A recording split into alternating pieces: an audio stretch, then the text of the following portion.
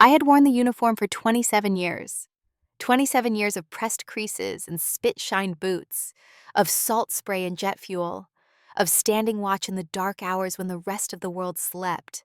I had commanded training programs that shaped 3,000 sailors into warriors.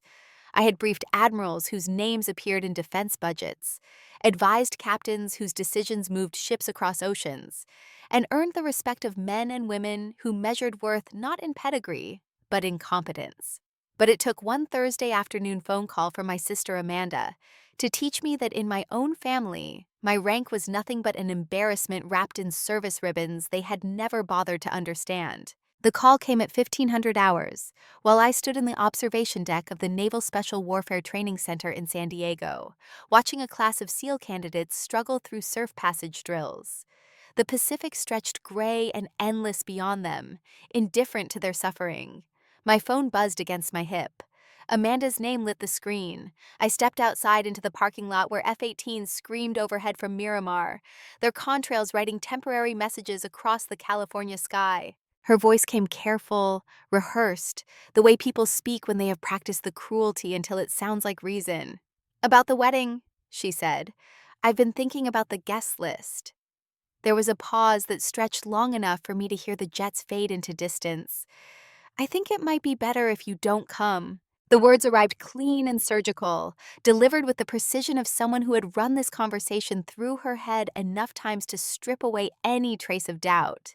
I stood in that parking lot for 3 full seconds without responding, not because I did not understand, but because I needed those seconds to comprehend that my own sister had just uninvited me from her wedding using the conditional tense, as if kindness could be measured in grammar. When I finally spoke, my voice came out flat, stripped of inflection by 27 years of learning that emotion was a luxury you could not afford when people's lives depended on your clarity. "You're uninviting me." It was not a question. She rushed to correct the phrasing as if the problem was linguistic rather than fundamental. "Not uninviting," she said. "Just suggesting this particular event might not be the right fit." The way she said fit made it sound like a problem of geometry rather than belonging. I waited. Silence is a weapon I learned early in my career. People will fill empty air with truth if you give them enough rope and enough quiet. She filled it. "Jonathan's side is almost entirely officers," she explained. "His commanding officer will attend. A few commanders. Maybe Admiral Hutchins." The way she listed the ranks sounded like an escalating threat, as if each ascending pay grade added weight to her argument. "I know you've met Jonathan," she continued, and her voice took on that careful quality again, the sound of someone navigating a minefield in the dark. "His family comes from Naval Academy tradition, multi-generational officers. His grandfather was an admiral, father was a captain, brothers a commander." She paused as if waiting for me to acknowledge the significance, as if 3 generations of officer blood somehow negated 27 years of enlisted service. "What does that have to do with me?" I asked, though I already knew. The answer arrived wrapped in concern, delivered with the false gentleness of someone putting down a beloved but inconvenient dog. "You're enlisted, Kate. E8. Senior Chief? It's different. Different." The word hung in the warm California air like smoke.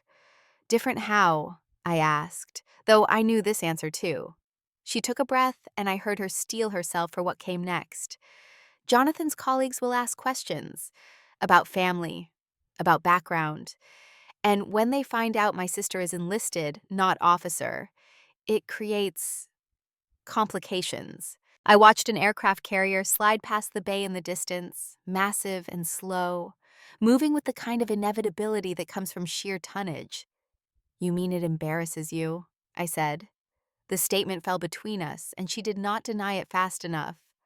The silence that followed told me everything her words had been dancing around. When she finally spoke again, her voice had shifted into justification mode. "The place people go when they know they are wrong but have convinced themselves the wrongness is necessary. Officers marry into officer families," she said, as if reciting a rule from some manual I had never been issued. "That's how it works. The structure matters. Jonathan's mother wants to know that her social circle won't have to explain why his sister-in-law is—" She stopped herself, but I finished the sentence in my head. Why his sister-in-law is just enlisted, just an E8, just someone who spent 27 years in service, but never made it to the ranks that mattered in the circles Amanda was so desperate to join. I shifted my weight and felt my boots scuff against the asphalt. These boots had carried me through training cycles that broke grown men, through deployment preparations that determined whether people lived or died, through countless hours of standing watch while others slept safely because someone with my rank and my expertise had ensured their readiness. But in this moment, they were just the boots of someone not good enough for her sister's wedding. "I have one question," I said. Amanda hesitated, sensing perhaps that the ground beneath this conversation had shifted in some way she had not anticipated. "The venue deposit," I continued, $28,000. Do you know who paid it?" The silence that followed was different from the earlier ones. This silence had weight and awareness in it.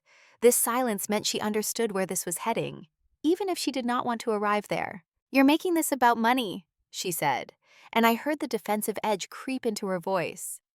"I'm making this about clarity," I replied. "Catering, $32,000. Flowers, $8,000. Photography, $6,500. My name is on every contract. My credit card is the one they charge when your perfect officer wedding needs funding." "Those were agreed upon," she shot back. "You offered." "I did offer," I said. "I offered to help my sister, not to bankroll an event I'm apparently too enlisted to attend." She started to protest, but I cut through it.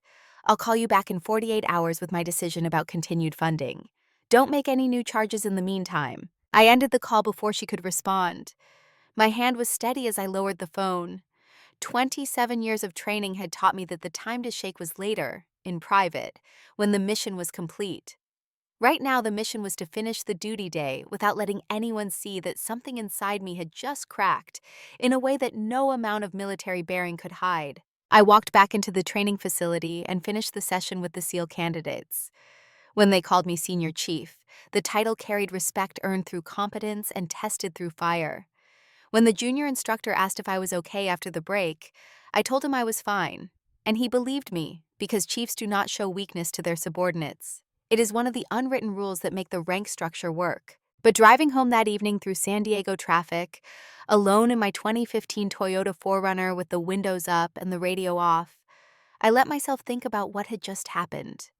My sister, 23 years younger, the girl I had helped raise after our father died, the one whose college tuition I had paid when our mother could not afford it, the one I had loaned $20,000 to start her business, had just told me I was not good enough to sit in the same room as her fiancé's officer friends.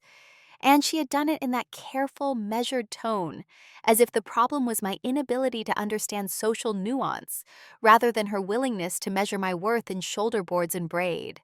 The apartment I came home to was small but immaculate. Everything squared away with military precision because 27 years of inspections had taught me that discipline in small things built discipline in large ones. I set my cover on the stand by the door, hung my uniform shirt with the same care I had given it every day since boot camp, and stood for a moment in my undershirt and uniform trousers, looking at the ribbons on my chest. Navy and Marine Corps Achievement Medal, with 3 gold stars, Meritorious Service Medal, Good Conduct Medal, with 7 awards. Each one represented years of work, of proving myself, of earning respect one duty day at a time. My sister looked at those ribbons and saw only that they lacked the gold braid of an officer's uniform. She saw rank insignia that marked me as enlisted, as below, as other. She saw someone who had served for 27 years without ever ascending to the level that mattered in the world she was so desperate to join. What she did not see, what she had never bothered to ask about, was what those ribbons actually meant. I opened my laptop and pulled up the contracts. They were all there, filed with the same meticulous organization I brought to every aspect of my life. Venue rental agreement with my name as guarantor, catering contract with my credit card information, florist order forms, photography package agreements. I had signed them all 8 weeks ago when Amanda had called, voice bright with excitement, telling me about the plans for her perfect wedding at the Norfolk Officers Club, asking if I could help with some of the bigger expenses, because Jonathan's salary as a commander did not quite stretch to cover the kind of event his family expected. I can cover it, I had told her. Consider it my wedding gift. The relief in her voice had been palpable, immediate, unguarded. You're the best, she had said. This is going to be perfect. At the time, I had felt good about it. Felt like I was doing what older sisters do, stepping in to help smooth the path for the younger ones. Now I understood I had been doing what Amanda had long ago decided I was for, providing resources while remaining conveniently invisible. I spent that evening reading through cancellation policies and refund terms with the same attention to detail I gave classified briefings. The venue would refund 70% if canceled more than 60 days out. We were at 53 days. Catering offered 60% back on the deposit. Flowers were non-refundable, but I could cancel future charges. Photography had a tiered system that became more punitive the closer you got to the event date. I made notes, highlighted sections, calculated totals. This was problem solving, which was something I knew how to do. This was a tactical situation requiring assessment and decisive action, which was what 27 years of service had trained me for. The next morning, I woke at 0500 as I had every day for 27 years, ran my standard physical training route through the neighborhood. While the world was still dark, showered, put on my uniform with the same care I always did, and drove to base. At work, I was Senior Chief Morrison, Master Training Specialist, the person junior personnel came to with questions, and senior officers consulted for expertise. I spent the morning reviewing training curriculum updates, the afternoon running a leadership development session for newly promoted first-class petty officers, teaching them how to balance authority with empathy, how to lead without breaking the people who depended on them. At lunch, I sat in my office with the door closed and did something I rarely did. I Googled my sister. Amanda Morrison's website came up first, professionally designed, full of glossy photos of smiling military spouses and carefully curated content about supporting service families. The About page described her as a military spouse lifestyle consultant, someone who helped officer families navigate the social complexities of military life. Her client testimonials came from commanders' wives, captains' wives, one admiral's wife who praised Amanda's ability to help her present the right image at official functions. I scrolled to the services page and stopped cold. Featured programs, the header read. Below it, bullet points listed various initiatives Amanda offered. The third one down made my vision narrow.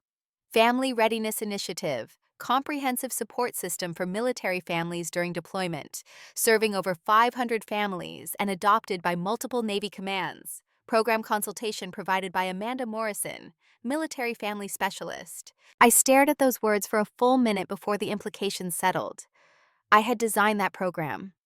2 years ago, as part of my official duties, I had developed a family support framework that integrated base resources with civilian services, created a communication protocol for deployment updates, and established peer support networks that actually functioned instead of just existing on paper. I had presented it to my commanding officer, received approval, implemented it across 3 West Coast installations. My name was in the official documentation. My work was in Navy records, and Amanda had listed it on her website as her accomplishment. I pulled up the Naval Personnel Command database and searched the program designation. There it was, Family Readiness Initiative, Designer, Senior Chief Catherine Morrison. Implementation date, March 2022. I screenshotted the record, saved it to my desktop, and sat back in my chair feeling something cold and clear settle in my chest. This was not just about the wedding anymore.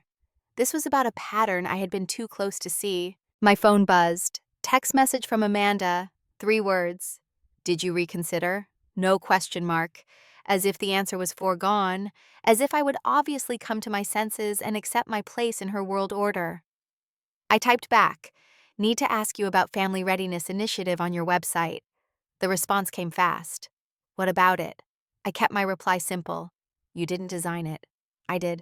3 dots appeared and disappeared several times. Finally, we need to talk. Call me. I did not call her. Instead, I sent one more text.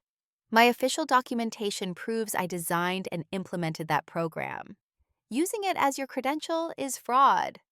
Then I silenced my phone and went back to work because work was the one place where competence mattered more than connections, where what you could do outweighed who you knew, where 27 years of proving yourself actually counted for something. The afternoon brought a distraction I had not anticipated.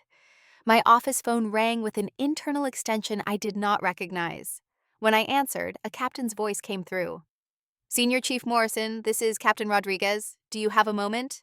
I straightened reflexively, even though she could not see me. "Of course, ma'am. I need your input on a training proposal," she continued. "Can you come by my office at 1600? I arrived at precisely 1600 hours, knocked twice, entered when called. Captain Maria Rodriguez sat behind her desk reviewing a tablet, her uniform crisp, her expression focused. She gestured to the chair across from her, and I sat, back straight, hands folded in my lap, waiting. She looked up, and her face softened slightly. "At ease, Senior Chief. This is a conversation, not an inspection." And I relaxed fractionally, but kept my bearing. She set down the tablet and leaned back. "I've been reviewing the training metrics from your programs," she said. "The improvement in operational readiness is remarkable. I want to expand your family support initiative to the entire Southwest region." The words hung in the air between us. I chose my next words carefully. "Ma'am, that program has been complicated recently." She raised an eyebrow. "Complicated how?" I explained about Amanda's website, about the misattribution, about discovering my work listed under someone else's name. Captain Rodriguez's expression darkened as I spoke. She pulled up her computer, found Amanda's site, read the description. When she looked back at me, her jaw was tight. "This is your work." "Yes, ma'am." "And this person is your sister." "Yes, ma'am." She clicked her tongue against her teeth, thinking. "Have you documented this? I have the official records, screenshots, and implementation dates." "Good," she said. "Send them to me. I'll have legal review this for potential action." The meeting continued for another 20 minutes, discussing expansion plans and budget allocations, but my mind kept circling back to that moment when Captain Rodriguez had said potential action. My sister had not just borrowed my work or failed to give proper credit. She had built part of her business reputation on expertise she did not have, using a program she did not create, presenting herself as something she was not. In the civilian world, that might be excusable as resume padding.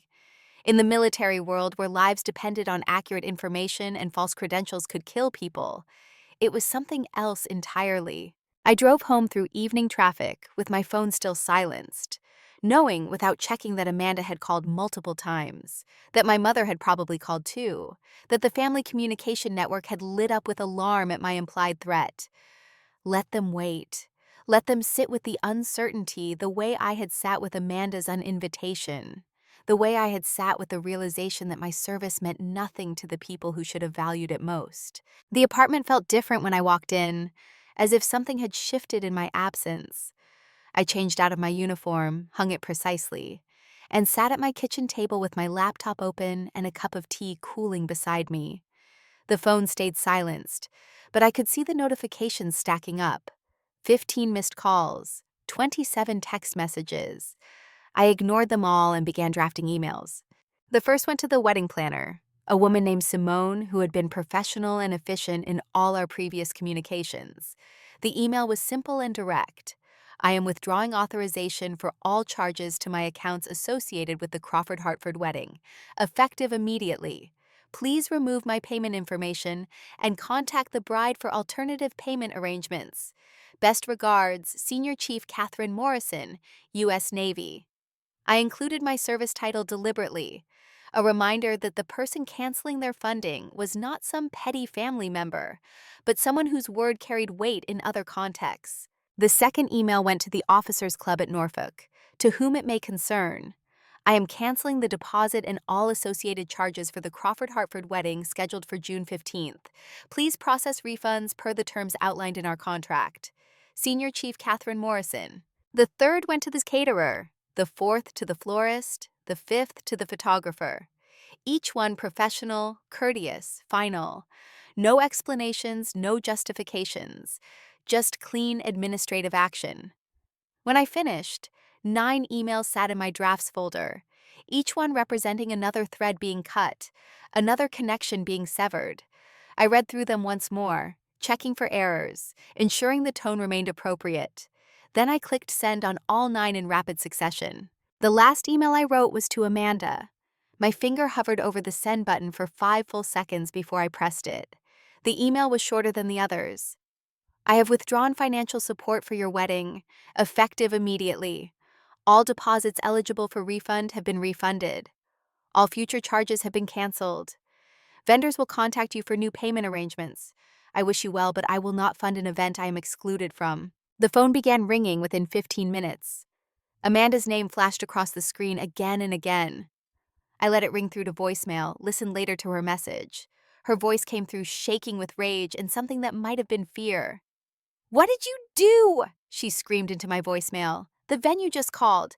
They need $28,000 by Friday or we lose the date. You can't do this. This is my wedding." I deleted the voicemail and waited for the next one. It came from my mother, Patricia Morrison, 81 years old, and convinced that family meant accepting whatever treatment family decided to give you. "Catherine Elizabeth Morrison." Her voice came stern and disappointed. "Amanda is hysterical. She says you've canceled everything. You cannot do this to your sister. Call me immediately." I did not call. Instead, I poured another cup of tea, opened my laptop again, and began researching something I had been putting off for months. The Metropolitan Museum of Art in New York had reached out 8 weeks ago about a senior training position, heading up their National Leadership Development Program for Navy commands. The salary was 30% higher than my current pay. The assignment would be 3 years in New York with the option to extend. I had set the email aside at the time, not ready to leave San Diego, not ready to uproot the life I had built. Now I pulled it back up and read through it again with different eyes. The phone rang throughout the evening. Amanda called 6 more times. My mother called 4 more. A number I did not recognize called twice, which I assumed was Jonathan finally getting involved. I ignored them all and went to bed at 2200 hours, setting my alarm for 0500, because regardless of family drama or wedding cancellations, the Navy still required me to show up the next morning ready to train the people whose lives might depend on what I taught them. Sleep came surprisingly easy. I had expected to lie awake replaying the conversation, second-guessing the decision, wondering if I had overreacted. Instead, I felt the kind of peace that comes from finally taking action after too long spent absorbing impact. I had spent 27 years being the responsible one, the one who showed up, the one who could be counted on to handle things quietly and efficiently without complaint. My family had interpreted that reliability as weakness, my silence as acceptance, my financial support as obligation rather than gift. They had been wrong about all of it. The next morning came cold and clear. I ran my standard route, showered, dressed, drove to base.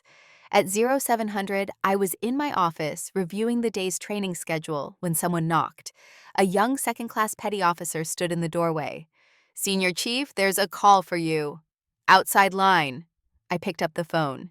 "Senior Chief Morrison." The voice on the other end was older, rougher, carrying the authority of someone used to being listened to.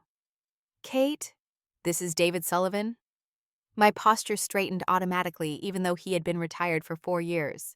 "Admiral," I said. He laughed. "Just David now. I'm calling because I heard through the grapevine that your sister's getting married. Congratulations." "Thank you, sir. I understand it's a big Navy wedding. Officers' Club in Norfolk." "That's what I'm told, sir." "Are you going?"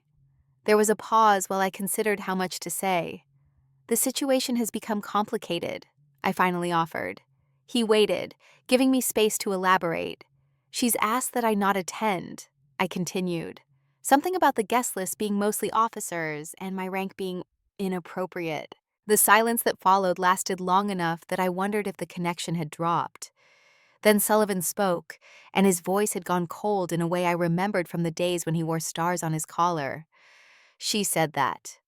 "Yes, sir." "Because you're enlisted." "Yes, sir." He made a sound that might have been a curse. "And you've served 27 years." "Yes, sir." "I'm going to tell you something, Kate, and I want you to hear it clearly. I've worked with hundreds of officers in my career. Some were brilliant, some were adequate, some had no business leading sailors into a Walmart parking lot, much less into harm's way. But I can count on one hand the number of people, officer or enlisted, who had the combination of tactical skill, teaching ability, and leadership presence that you have. When I was a lieutenant fresh out of the academy thinking I knew everything, you were the third-class petty officer who taught me how to actually lead sailors instead of just giving them orders. Everything I learned about real leadership, I learned from enlisted personnel like you. Sir, I appreciate that, but let me finish. Your sister and her fiancé are operating under a delusion that exists in certain corners of the Navy. The fantasy that officer rank makes someone inherently better or more valuable than enlisted personnel. It's bullshit, and it gets people killed. The best officers I knew understood that their chiefs ran the ship and had the wisdom to listen. The worst ones thought their commission made them superior. I'm guessing your sister's fiancé is in that second category. I don't know him well enough to say, sir, but I appreciate the call. Sullivan was quiet for a moment. When's this wedding? June 15th, sir. Where? Norfolk Officers Club. Another pause. I might be in Norfolk that weekend, he said thoughtfully. Visiting old friends might be interesting to drop by. Sir, you don't need to. I'm not doing anything for you, Kate. I'm doing it because sometimes people need to be reminded that rank doesn't equal worth. Get back to training your sailors. And Kate? Yes, sir? Stop letting people who don't understand what you do tell you what you're worth. The call ended and I sat holding the phone for a long moment. Through my office window, I could see the training yard where a new class was forming up for morning PT.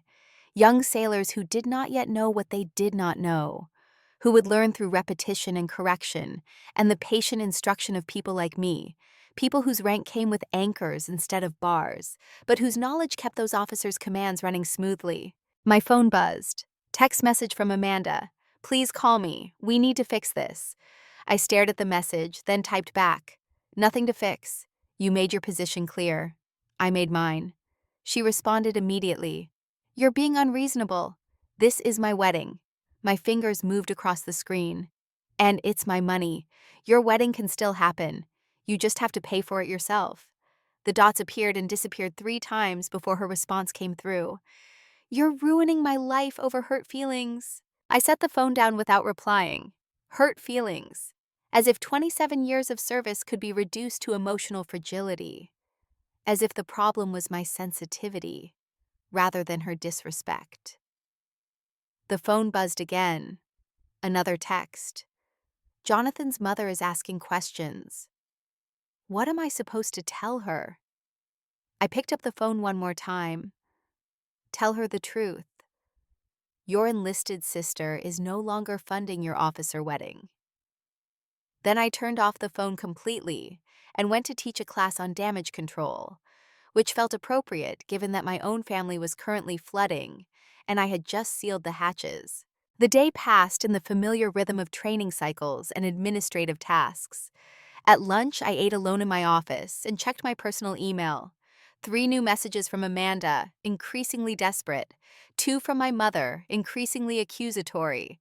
1 from an address I did not recognize with the subject line family discussion.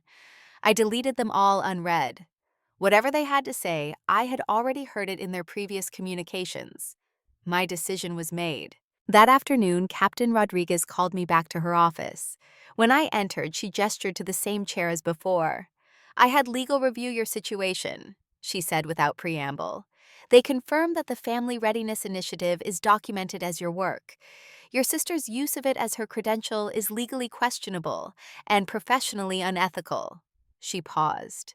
They also pointed out that taking action against a service member's family can create complications.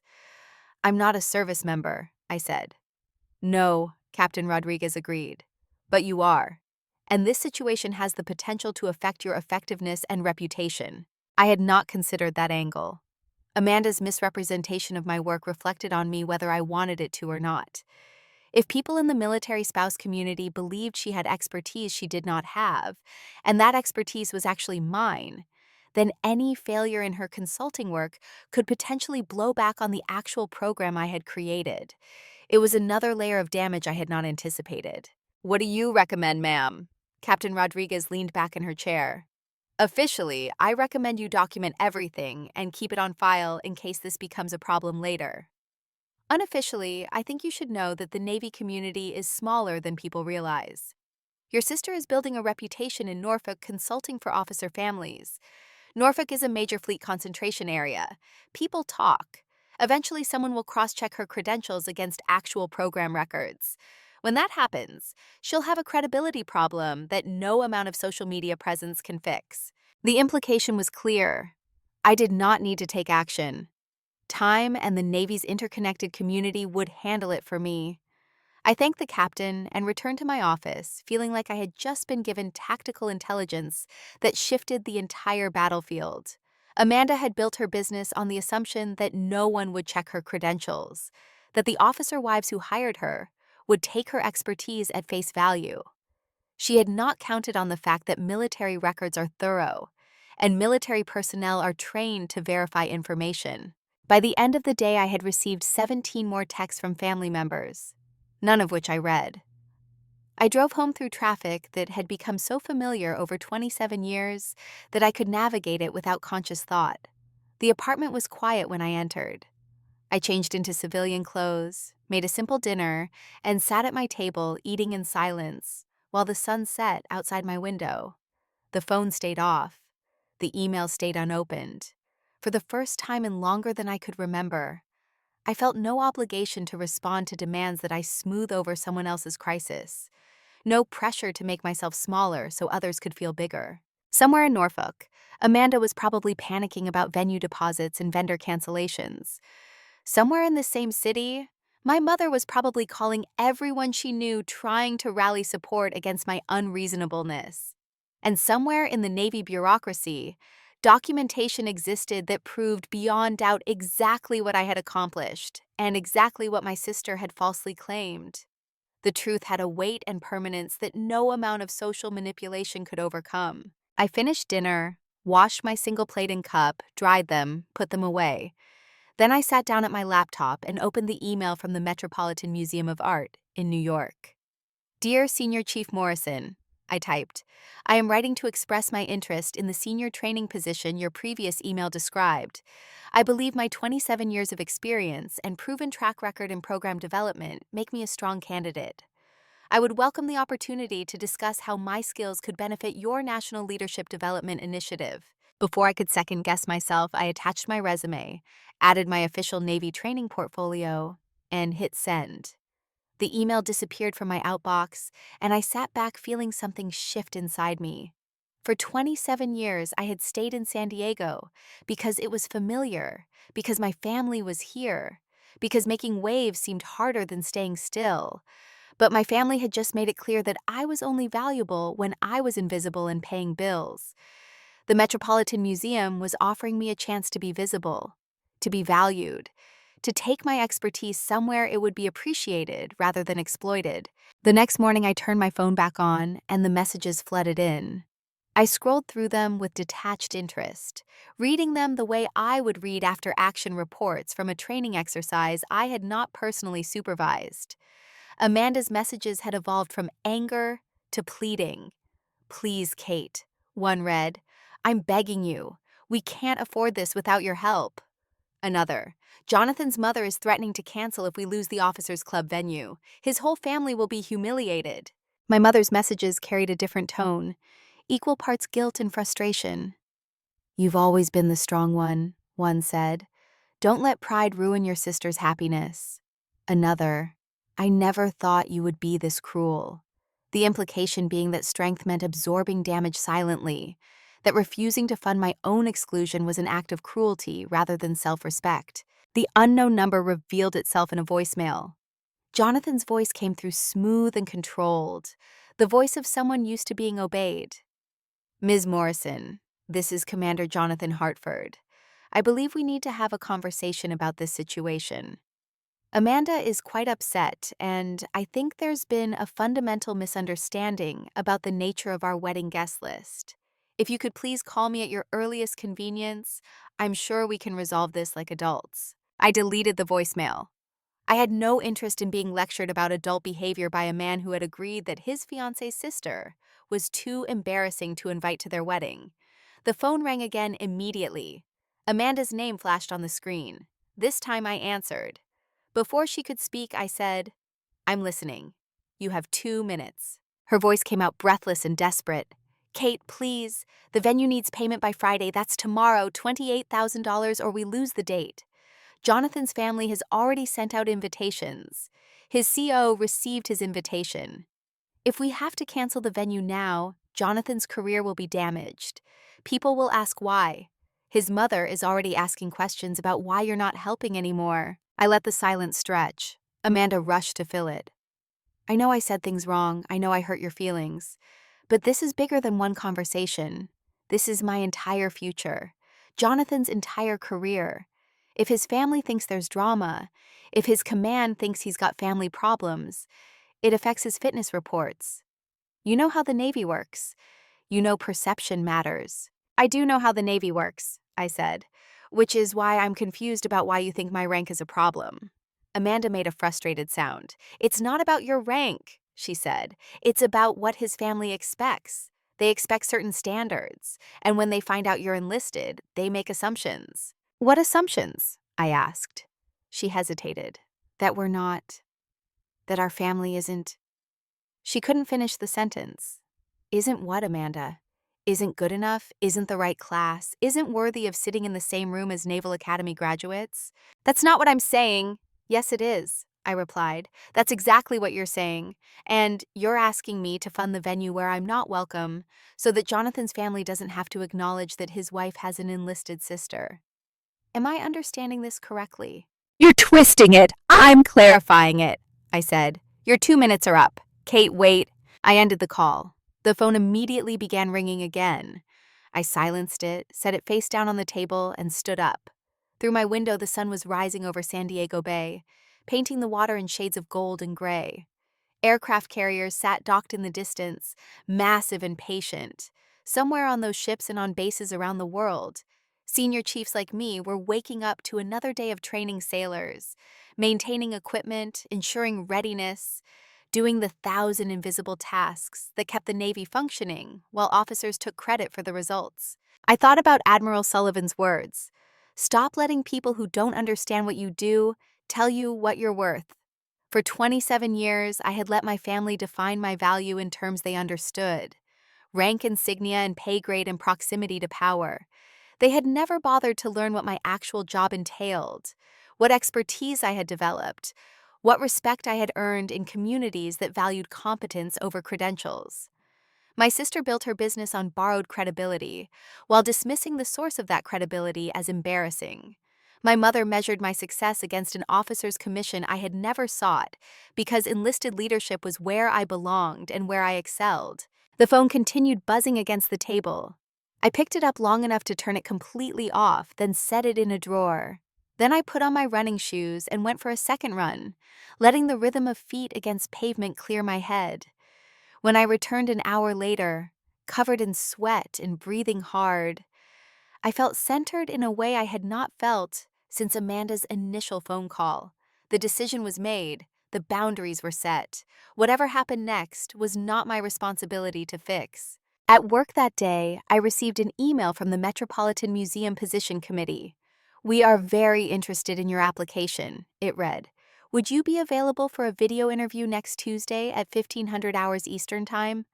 I checked my calendar, confirmed the time, and replied that I would be available. The possibility of New York, of a new assignment, of 3 years away from family expectations, began to feel less like running away, and more like running towards something that might actually appreciate what I brought to the table. Friday came and went. I did not hear from Amanda about whether she had made the venue payment. I assumed she had either found the money elsewhere or lost the officers' club booking. Either way, it was no longer my concern. My concern was the SEAL class graduation that afternoon. 23 candidates who had survived months of brutal training and were about to receive their tridents. I stood in the audience watching them cross the stage and thought about how none of them cared whether the instructor who had helped prepare them was enlisted or officer. They cared that the training was solid, the standards were high, and the person teaching them knew what the hell they were talking about. That evening, I received a text from a number I did not recognize. "This is Jonathan. We need to talk. I need to understand why you're doing this to Amanda." I stared at the message for several seconds, then typed back, "I'm not doing anything to Amanda. I'm declining to fund an event I'm excluded from. That's not the same thing." His response came quickly. "You're being invited." Amanda misspoke. There was never any intention to exclude you. I read that twice, feeling anger rise cold and clean. So she misspoke. I typed back. When she said enlisted personnel don't fit at officer weddings? When she said your family would be embarrassed? When she suggested I stay away to avoid awkwardness? All of that was just misspeaking. The dots appeared and disappeared several times. Finally, "This is more complicated than a text conversation can handle. Can we meet?" I typed, "No, but I'll make this simple. You and Amanda decided I wasn't appropriate for your wedding. I decided your wedding wasn't appropriate for my funding. You're both adults with officer salaries. Figure it out." Then I blocked his number. The weekend passed quietly. I cleaned my apartment, did laundry, went grocery shopping, lived my life with the same steady routine that had sustained me through 27 years of military service. Monday brought the video interview with the Metropolitan Museum Committee. I set up my laptop at the kitchen table, dressed in my service uniform from the waist up, civilian clothes below the camera frame. When the call connected, 3 faces appeared on screen: the program director, the deputy director, and someone introduced as a senior Navy advisor. The interview lasted 90 minutes. They asked about my training philosophy, my approach to leadership development, my experience designing programs that scaled across multiple commands. I answered their questions directly and supported my answers with specific examples from real programs I had implemented. At one point, the Navy advisor, a retired captain, leaned forward and said, "I've heard about your family readiness initiative. That's solid work. I understand it's been adopted by several installations." I confirmed that it had and provided metrics on its effectiveness. Near the end of the interview, the program director asked, "What made you apply for this position?" I considered the question carefully, aware that honesty might cost me the opportunity, but knowing that anything less would be false.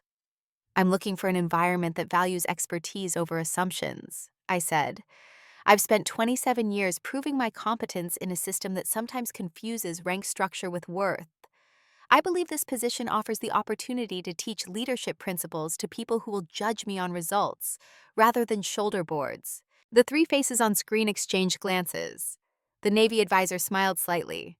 "That's a diplomatic way of saying you're tired of the officer-enlisted divide," he said. "It's an accurate way of saying I want my work to be assessed on its merit," I replied. He nodded. "We'll be in touch within the week," the program director said. "Thank you for your time, Senior Chief Morrison." The call ended and I sat back, unsure whether I had just earned or lost the position. But I had told the truth, which was the only thing I could control. The rest would develop according to its own logic, independent of my desire to shape it.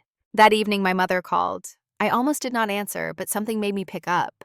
Before she could launch into whatever speech she had prepared, I said, "Mom, I'm going to talk and you're going to listen. Then you can respond." "Fair enough," she said, sounding surprised by the directness. "Amanda uninvited me from her wedding because I'm enlisted and she thinks that's embarrassing. She did it after I had already paid for venue, catering, flowers, and photography. When I withdrew that funding, she acted like I was the one creating problems, and you called me cruel for refusing to bankroll my own exclusion. So here's what I need you to understand. I have spent 27 years serving this country with honor. I have trained thousands of sailors. I have designed programs that are now Navy-wide standards. I have earned the respect of people whose names you would recognize from news reports and defense budgets. And none of that matters to you or Amanda because I'm not an officer. So I'm done trying to prove my worth to people who have already decided I don't have any." The silence that followed stretched long enough that I wondered if she had hung up. Then she spoke, and her voice was smaller than I had ever heard it. "I didn't know," she said. "Didn't know what? That you felt that way. That we made you feel that way." I closed my eyes. "Mom, You asked me once if I had ever thought about going to officer candidate school. I told you I was happy as a chief. Do you remember what you said? She was quiet. You said, "That's too bad," as if my rank was something to be pitied. I never meant, she started. I know you didn't mean it, I interrupted. That's the problem. You didn't mean it. Amanda didn't mean it, nobody means it. But it happens anyway. And I'm the one who has to live with being treated like my service doesn't count because I didn't get a commission. And I'm done with that. I'm done explaining. I'm done justifying. I'm done funding events I'm not welcome at and programs I designed that someone else takes credit for. I'm just done. What do you want me to say? She asked. I don't want you to say anything, I replied. I want you to think about whether you actually know what I do or whether you just know my rank. And when you figure that out, you can decide whether you want a relationship with the daughter you actually have or whether you'd rather keep wishing I was someone I'm not. Then I ended the call. The apartment felt very quiet after that. I sat at my table looking at my hands, these hands that had tied knots and operated equipment and signed documents and trained thousands of people to be better at their jobs. These hands that had never been good enough for my sister's wedding. I thought about Admiral Sullivan saying rank doesn't equal worth, about Captain Rodriguez confirming my work was documented and valuable, about SEAL candidates calling me senior chief with genuine respect. I thought about the difference between people who saw my uniform and people who saw me. Somewhere in Norfolk, my sister was probably still panicking about venue deposits and social embarrassment. Somewhere in the same city, my mother was probably questioning whether she had failed me in some fundamental way. And somewhere in New York, a committee was deciding whether my 27 years of expertise were worth bringing to a national program that taught leadership to the next generation of military personnel. I did not know which way any of it would resolve, but I knew with absolute certainty that I would not compromise myself again to make other people comfortable with their prejudices. If that made me cruel, so be it. Better cruel than invisible. Better alone than erased. The week following my conversation with my mother brought an unexpected quiet. No calls from Amanda. No texts from relatives I barely knew, suddenly concerned about family unity. The silence felt deliberate, strategic, the kind that preceded either capitulation or counterattack. I chose to interpret it as breathing room and used the time to focus on work, where problems came with solutions and effort produced measurable results. Tuesday morning brought email confirmation from the Metropolitan Museum Committee. We would like to extend a formal offer for the senior training position. The message read, salary details and relocation package attached. Please respond within 10 business days. I opened the attachment and found numbers that made my current Navy pay look modest. The relocation package included temporary housing, moving expenses, and a signing bonus that would more than cover the transition. I saved the file and did not respond immediately, wanting to sit with the decision for a few days, to make sure I was moving towards something rather than away from something. That afternoon, my office phone rang with an external number I did not recognize. I almost let it go to voicemail, but some instinct made me answer. Senior Chief Morrison, I said. The voice that came back was male, confident, carrying the particular cadence of someone accustomed to command. Senior Chief Morrison, this is Commander Jonathan Hartford. I'm calling about a professional matter, and I hope you'll hear me out. My first instinct was to hang up. Then curiosity overtook anger. He had said professional matter with enough emphasis that I wondered if this was separate from the wedding situation. If he somehow did not know I was the same Morrison who had canceled his venue. Go ahead, Commander, I said, keeping my voice neutral. I've been reviewing training assessments for my department, he continued, and your name came up repeatedly as the senior specialist for leadership development programs. My team needs advanced training in crisis management, and I was told you're the person who designed the current curriculum. I'm hoping to contract your services for a 3-day intensive workshop. The irony was so perfect, it felt scripted. The man who had agreed I was too enlisted to attend his wedding was now calling to hire me because my expertise was too valuable to ignore. I leaned back in my chair, processing the layers of absurdity. Commander, I said carefully, may I ask who referred you to me? Captain Rodriguez suggested I contact you directly. She said you've done similar work for multiple commands with exceptional results. My team is scheduled for deployment in 4 months, and we need to shore up some leadership gaps before we're underway. Deployment. Leadership gaps. This was serious business, the kind that could mean the difference between a successful mission and casualties. Professional ethics warred with personal satisfaction. Are you aware that I'm Amanda Morrison's sister? I asked. The pause that followed told me everything. I take it from your silence that's news to you. When he spoke again, his voice had changed, lost some of its confidence. Amanda mentioned she had a sister in the Navy, he said. I didn't realize. He trailed off, clearly doing rapid calculations about how this changed the equation. Let me save you some awkwardness, Commander. Yes, I'm the sister who pulled funding from your wedding. Yes, I'm also the best person to train your team because I've been doing this work for 27 years and my results speak for themselves. So you need to decide whether your pride or your sailor's readiness matters more. The line was quiet long enough that I wondered if he had disconnected. Then he spoke, and I heard something I had not expected. Humility. You're right, he said. My team's readiness is more important than personal complications. I apologize for the situation with the wedding. That was handled poorly. I remained silent, neither accepting nor rejecting the apology. He continued, if you're willing to work with me professionally, I'd appreciate the opportunity to discuss the training parameters. What's your availability for an initial consultation? I pulled up my calendar more out of habit than genuine willingness. The professional part of me that had trained thousands of sailors could not ignore a legitimate request for training that might keep people alive. The personal part of me that had been called too embarrassing for his wedding wanted to tell him where to file his request. I compromised. I can do a preliminary assessment via video conference Thursday at 1400, I said. But I need to be clear about something, Commander. If I take this contract, it's because your sailors deserve proper training, not because I've forgiven the wedding situation. Those are two separate issues. Understood, he said. I'll send you the secure meeting link. Thank you, Senior Chief. The call ended and I sat staring at my phone, wondering if I had just made a principled decision or walked into a trap. Either way, the situation had shifted into territory I had not anticipated. That evening, I called to Admiral Sullivan. He answered on the second ring, his voice warm despite the late hour. Kate, what's wrong? Nothing's wrong, sir. I just need advice on a sticky situation. He laughed. Those are my favorite kind. Talk to me. I explained about Jonathan's call, about the training request, about the ethical tangle of working for a man who had agreed I was not appropriate for his social circle, but was appropriate for keeping his command ready. Sullivan listened without interrupting, which was one of his great strengths as a leader. When I finished, he was quiet for a moment, thinking. What does your gut tell you? He finally asked. That I should take the contract because it's the professional thing to do? I said. But my gut also says I'm being used again. That my expertise is valuable when it's convenient, but my presence is embarrassing when it's visible. He made a thoughtful sound. You're not wrong, but consider this. Taking the contract puts you in a position of power. He needs your knowledge. His sailors need your training.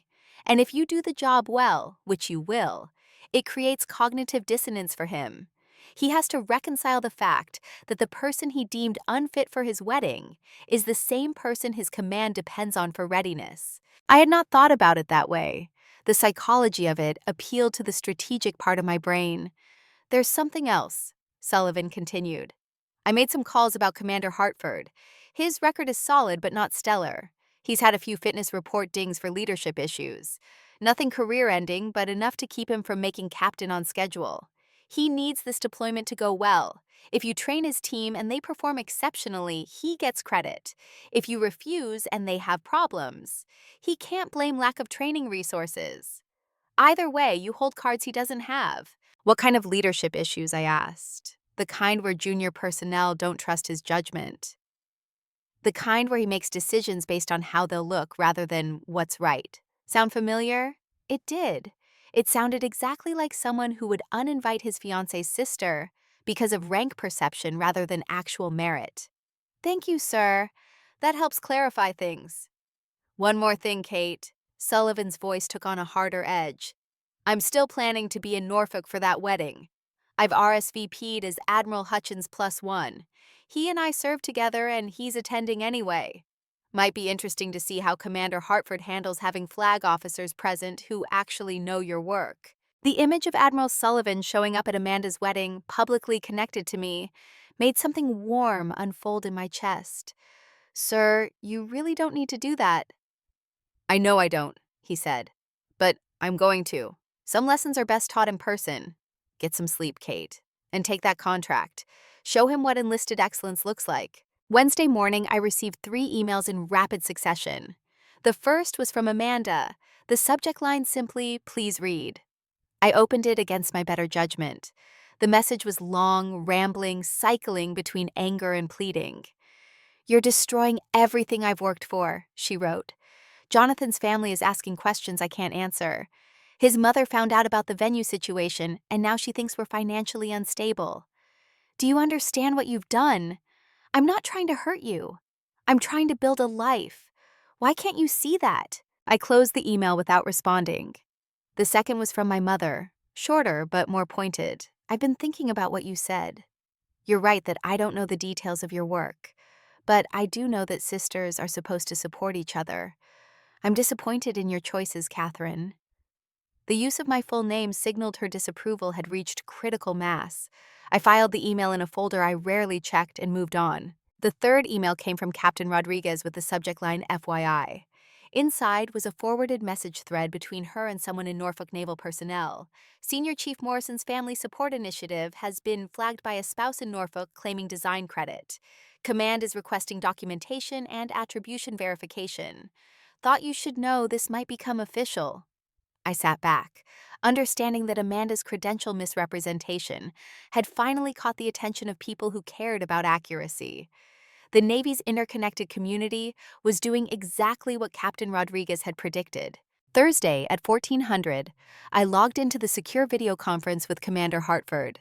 His face appeared on screen, the background clearly his office aboard ship, navy gray bulkheads and official photographs visible behind him. "Senior Chief Morrison, thank you for making time." I kept my expression professional. "Commander, let's discuss your training needs."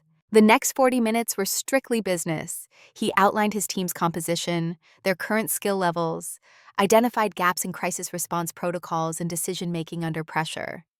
I took notes, asked clarifying questions, assessed what kind of program would actually address the deficiencies rather than just check a training box. He was thorough in his assessment, which suggested he actually cared about the outcome, rather than just the appearance of preparation. "Based on what you've described," I said when he finished, "you need a 4-day program, not 3. 2 days of classroom fundamentals, followed by 2 days of scenario-based practical exercises. Your team needs to internalize the decision frameworks, not just memorize them."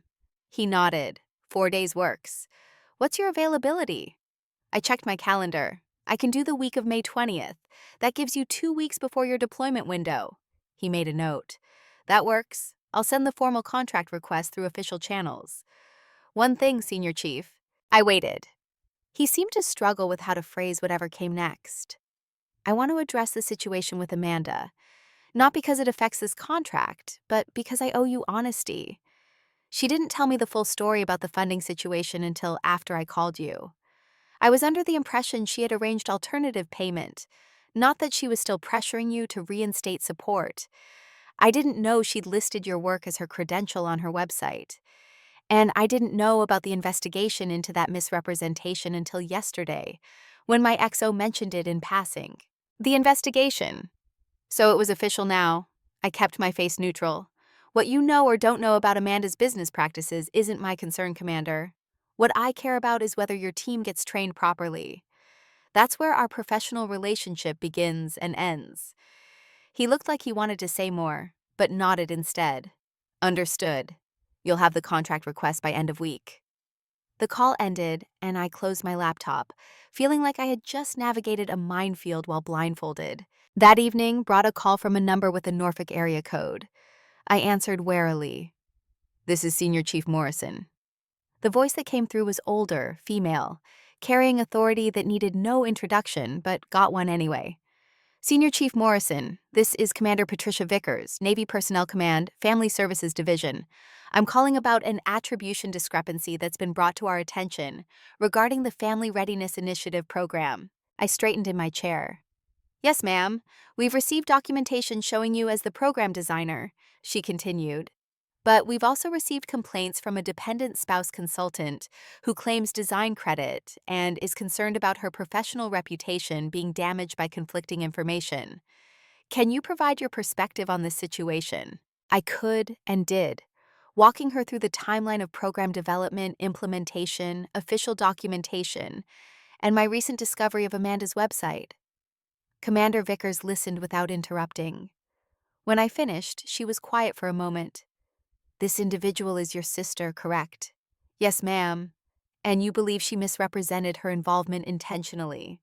I believe she listed expertise she doesn't have to attract clients in the military spouse consulting market. Yes, ma'am. Another pause. Your official documentation is clear and verifiable, she said. Her website claims are not. We'll be sending her a cease and desist letter regarding use of Navy program credentials she hasn't earned. This may affect her current client contracts if they were based on claimed expertise she doesn't possess. I appreciate your candor, Senior Chief. This couldn't have been easy to report regarding a family member. I didn't report it, ma'am. Someone else flagged the discrepancy. I just confirmed the facts. Commander Vickers made a thoughtful sound. Sometimes facts are enough. Thank you for your time.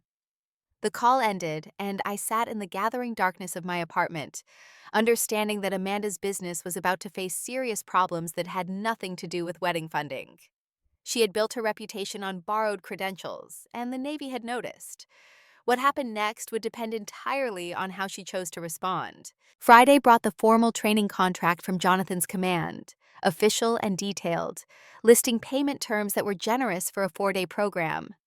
I reviewed it carefully, found no issues, and signed electronically.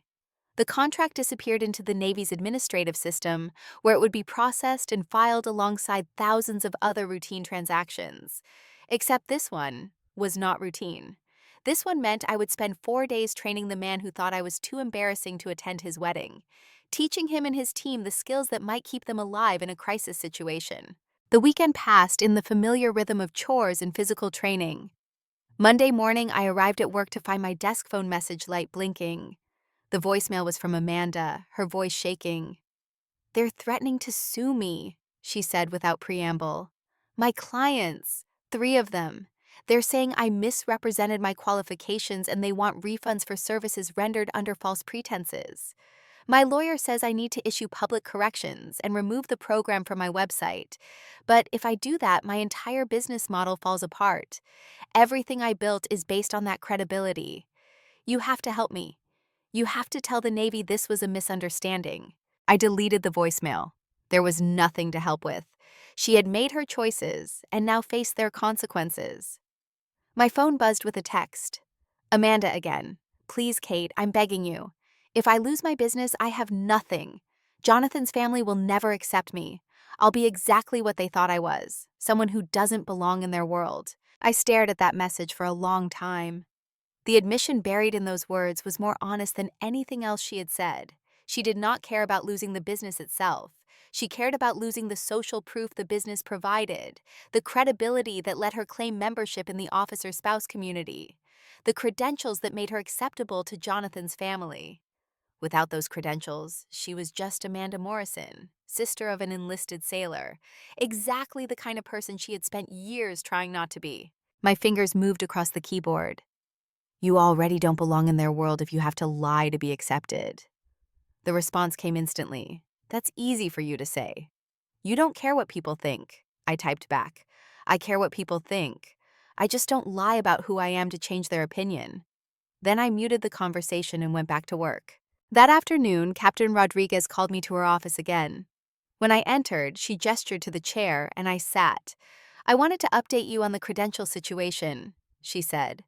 "Norfolk personnel has confirmed your documentation as accurate and complete. They've issued a formal cease and desist to your sister regarding program attribution. She's also been flagged in the Dependent Spouse Consultant Registry, which means any future clients who check credentials will see that her claimed program design credit was contested and retracted." The registry. That was more severe than I had expected. Essentially, her business reputation was now officially compromised within Navy systems. "Ma'am, I appreciate the update," I said carefully. "This wasn't my intent when I raised the issue." Captain Rodriguez leaned back. "Your intent doesn't matter as much as accuracy. The Navy depends on accurate information flow. When someone misrepresents credentials in the dependent support system, it potentially affects thousands of families.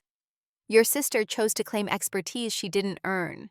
The consequences of that choice are hers to manage." I nodded, understanding the logic, but feeling the weight of familial connection nonetheless. "One other matter," the captain continued. "I understand you've accepted a training contract with Commander Hartford. I wanted to make sure you're comfortable with that arrangement given the family situation. I'm approaching it as strictly professional, ma'am. He needs training. I provide training. Personal issues are separate." She studied me for a moment. "Good, because I also understand from Admiral Sullivan that you might be leaving us soon. New York opportunity?" News traveled fast in the Navy. "Yes, ma'am. The Metropolitan Museum offered a position heading their National Leadership Development Program." "I haven't accepted yet." Captain Rodriguez smiled slightly. "You should. Not because we want to lose you, but because you've outgrown what we can offer here. Your expertise deserves a platform bigger than one installation. And between you and me, getting some distance from family drama wouldn't hurt either." The permission from a commanding officer to prioritize my own career over familial obligation felt like absolution I had not known I needed. "Thank you, ma'am. I'll consider that carefully." "Dismissed," she said, and I left feeling like another piece had shifted on the board.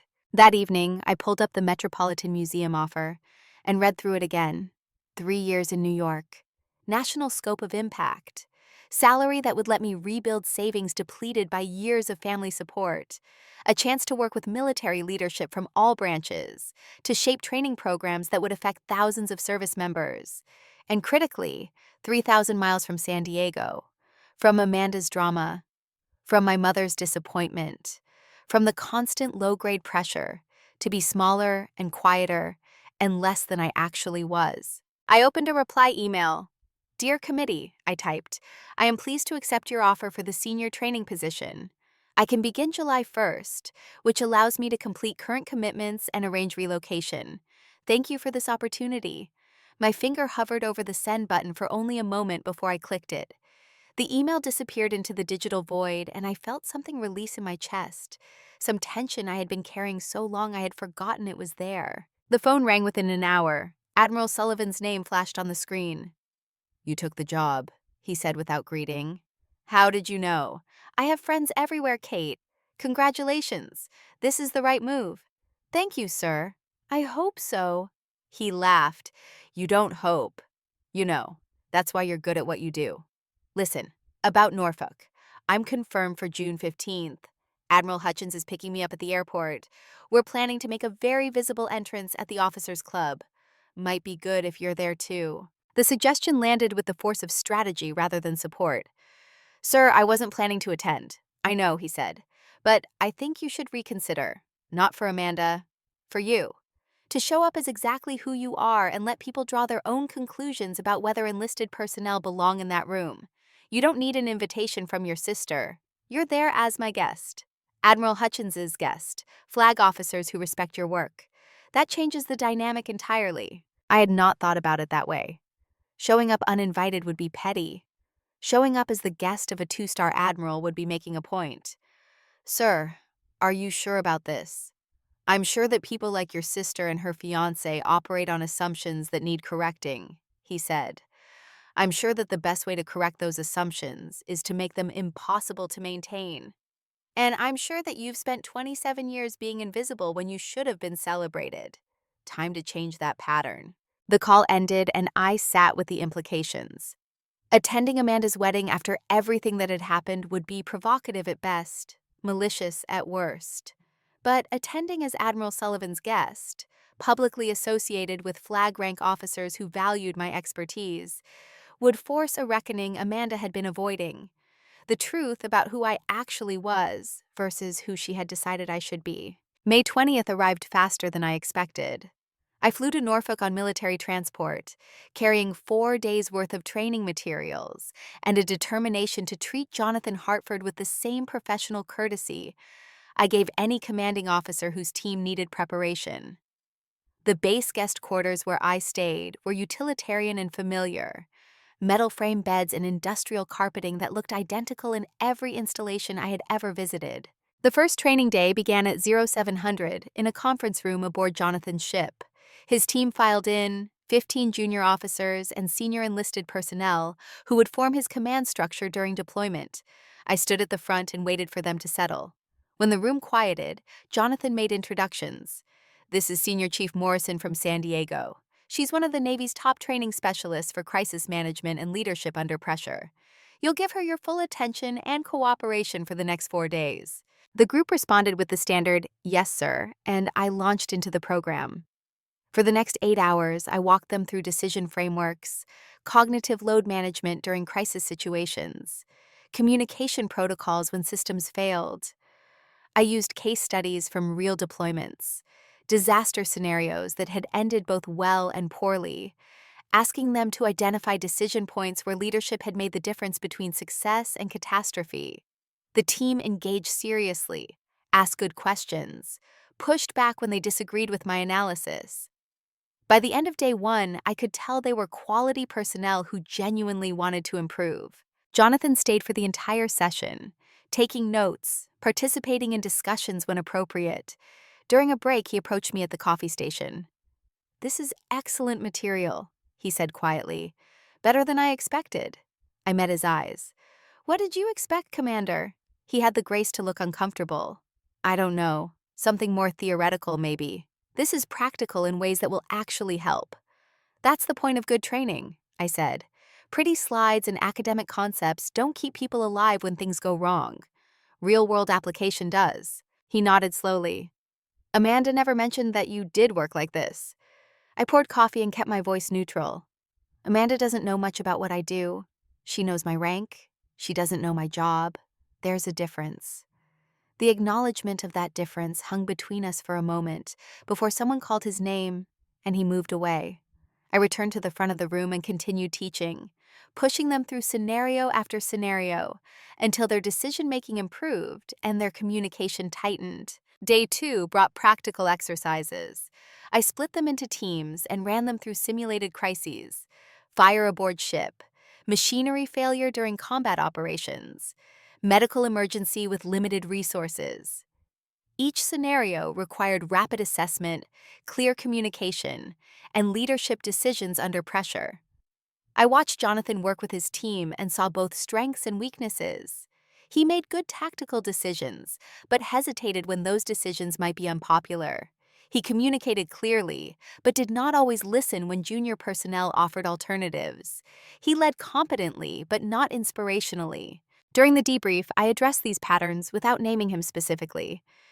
"Leadership isn't about being right all the time," I said.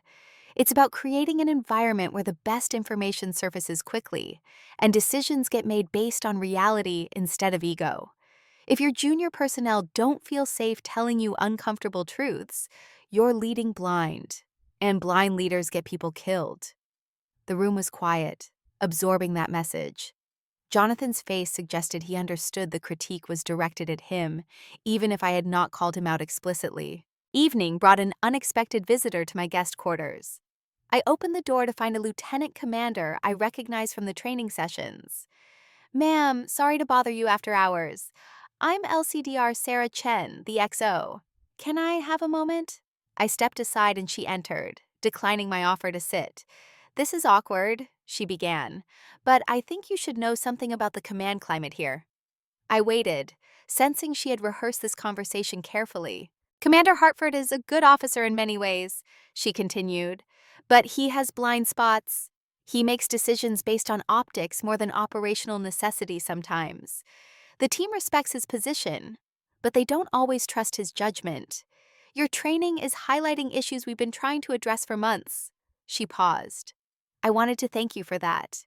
And I wanted you to know that what you said today about creating safe environments for truth-telling hit exactly the problem we've been struggling with." I appreciated the candor, but wondered where this was headed. LCDR Chen, is there something specific you need me to address in the remaining training? She shook her head. No, ma'am. I just wanted you to understand that your impact here goes beyond the curriculum.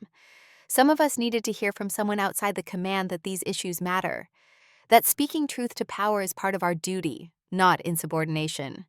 The commander respects you in a way he doesn't respect us yet. Your voice carries weight his does. The compliment was genuine, but also contained a warning.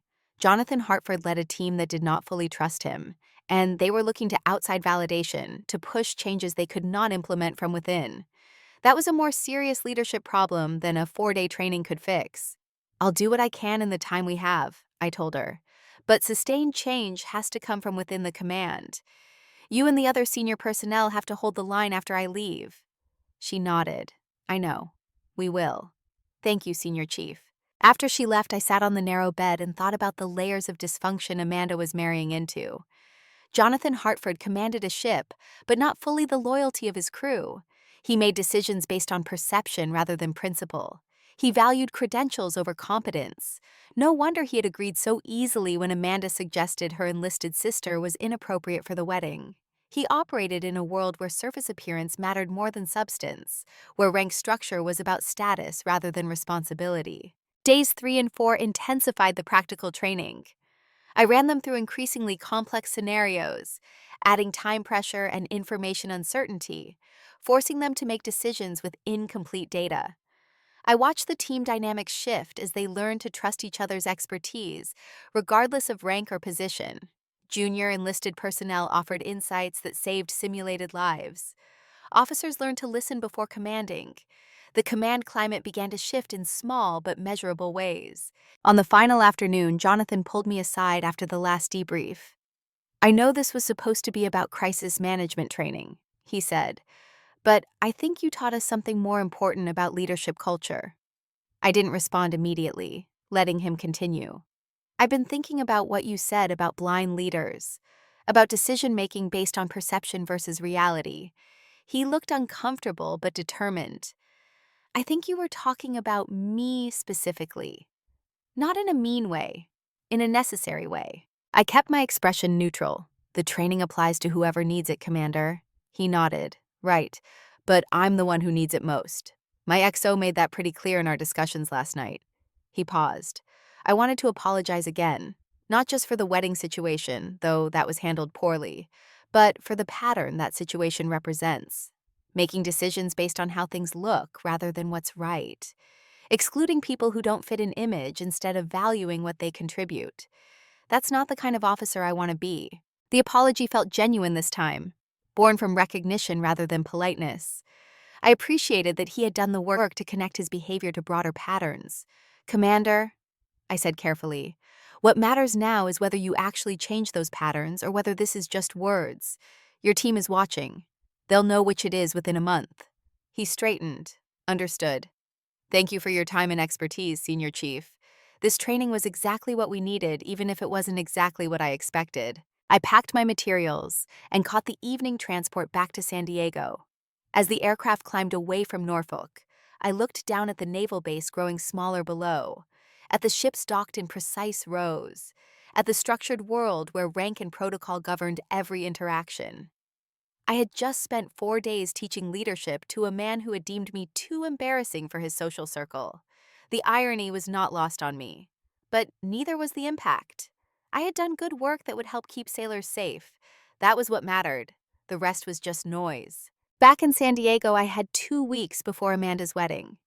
2 weeks to decide whether to accept Admiral Sullivan's invitation, whether to show up as the guest of flag officers who valued my work, whether to force the confrontation Amanda had been avoiding since she uninvited me. The professional training with Jonathan had clarified something important.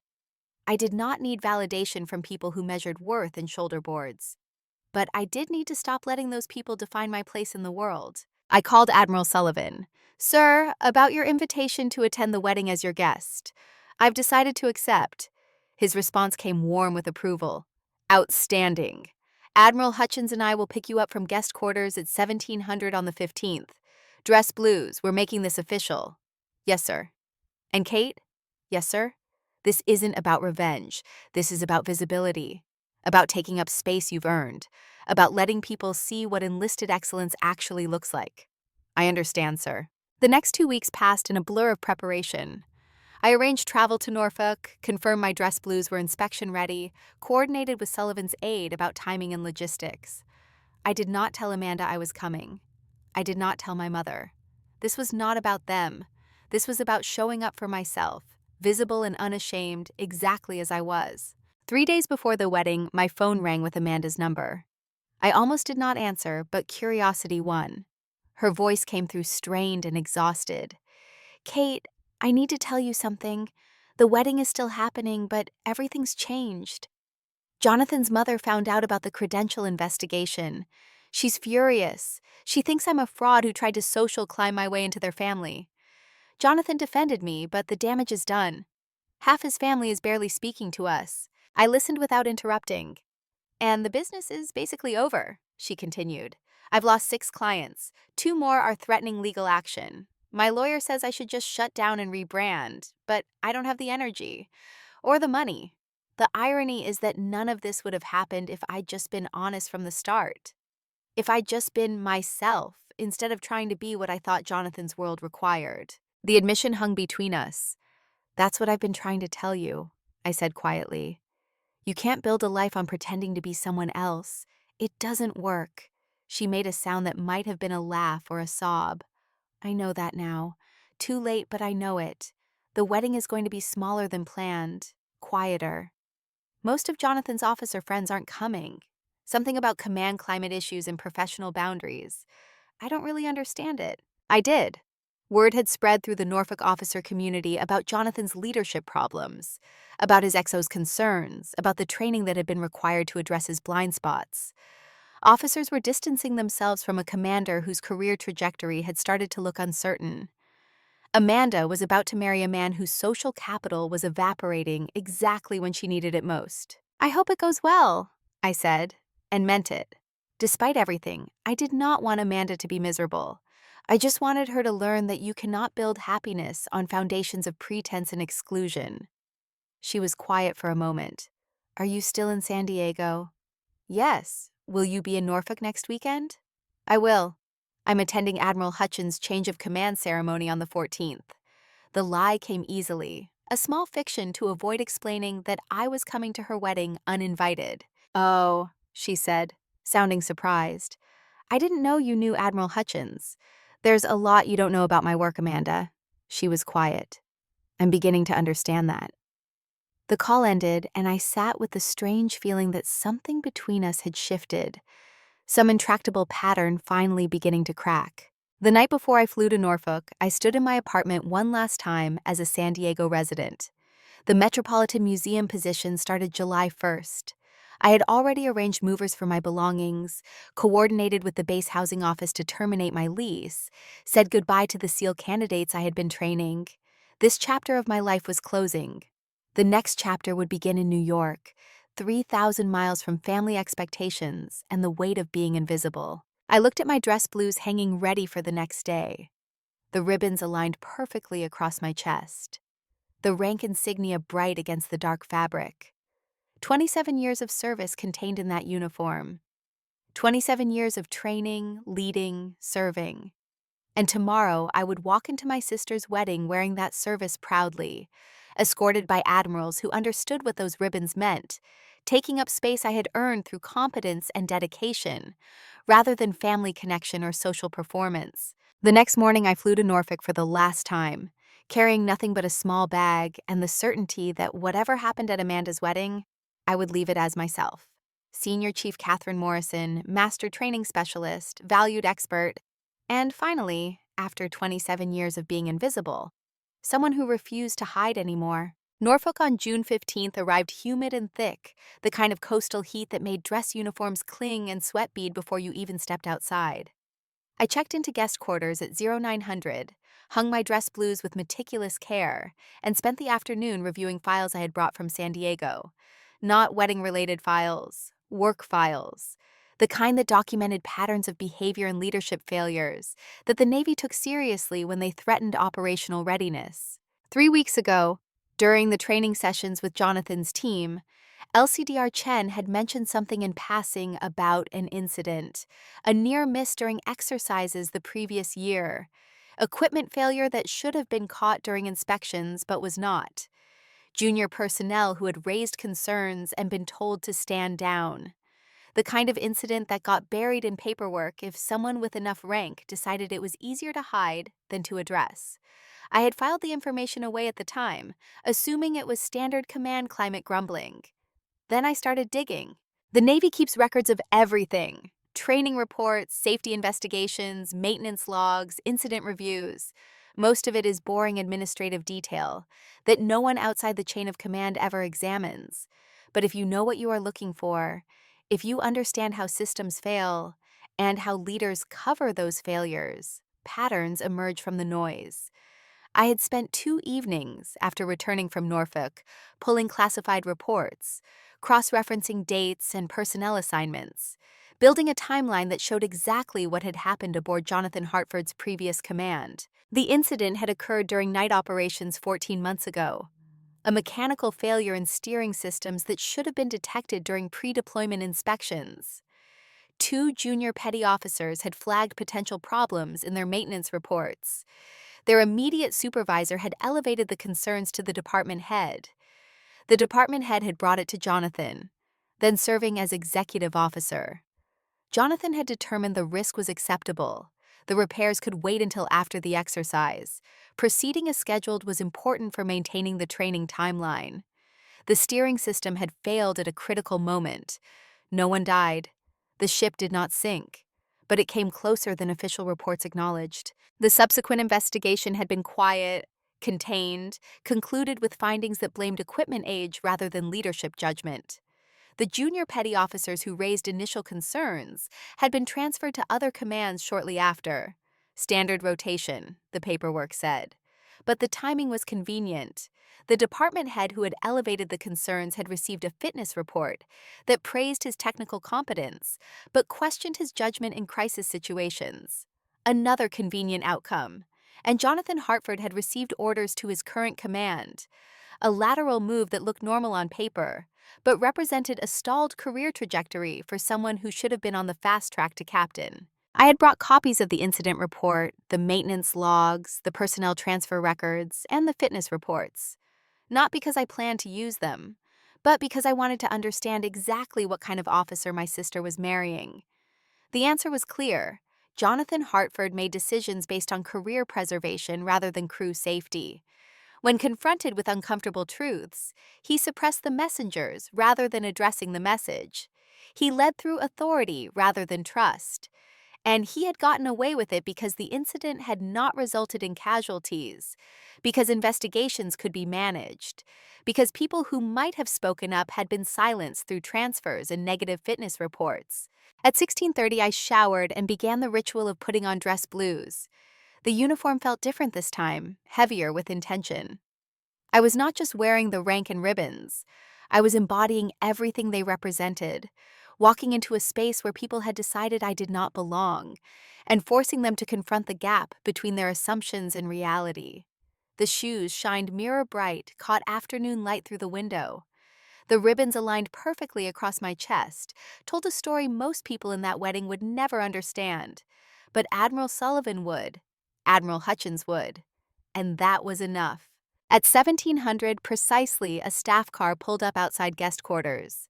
Admiral Sullivan emerged first, his dress whites crisp despite the humidity, his bearing exactly what you would expect from someone who had commanded at the highest levels.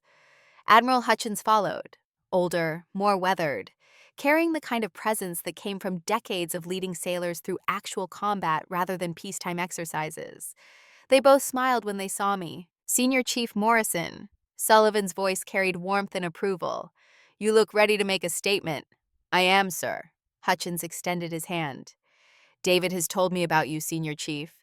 I understand you're the one who trained half my staff when they were junior officers who thought they knew everything. I remember a few of them, sir. They learned." He laughed. "That they did. Shall we go teach a few more people what enlisted excellence actually looks like?" The drive to the Norfolk Officers Club took 15 minutes through base housing and past piers where ships sat docked in evening light. Sullivan rode in front with the driver.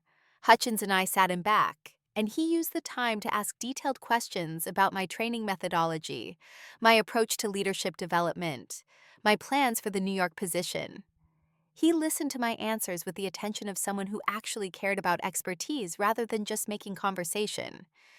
By the time we arrived at the club, I understood why Sullivan considered him a trusted friend. Hutchins was the kind of flag officer who remembered that his stars meant responsibility rather than status.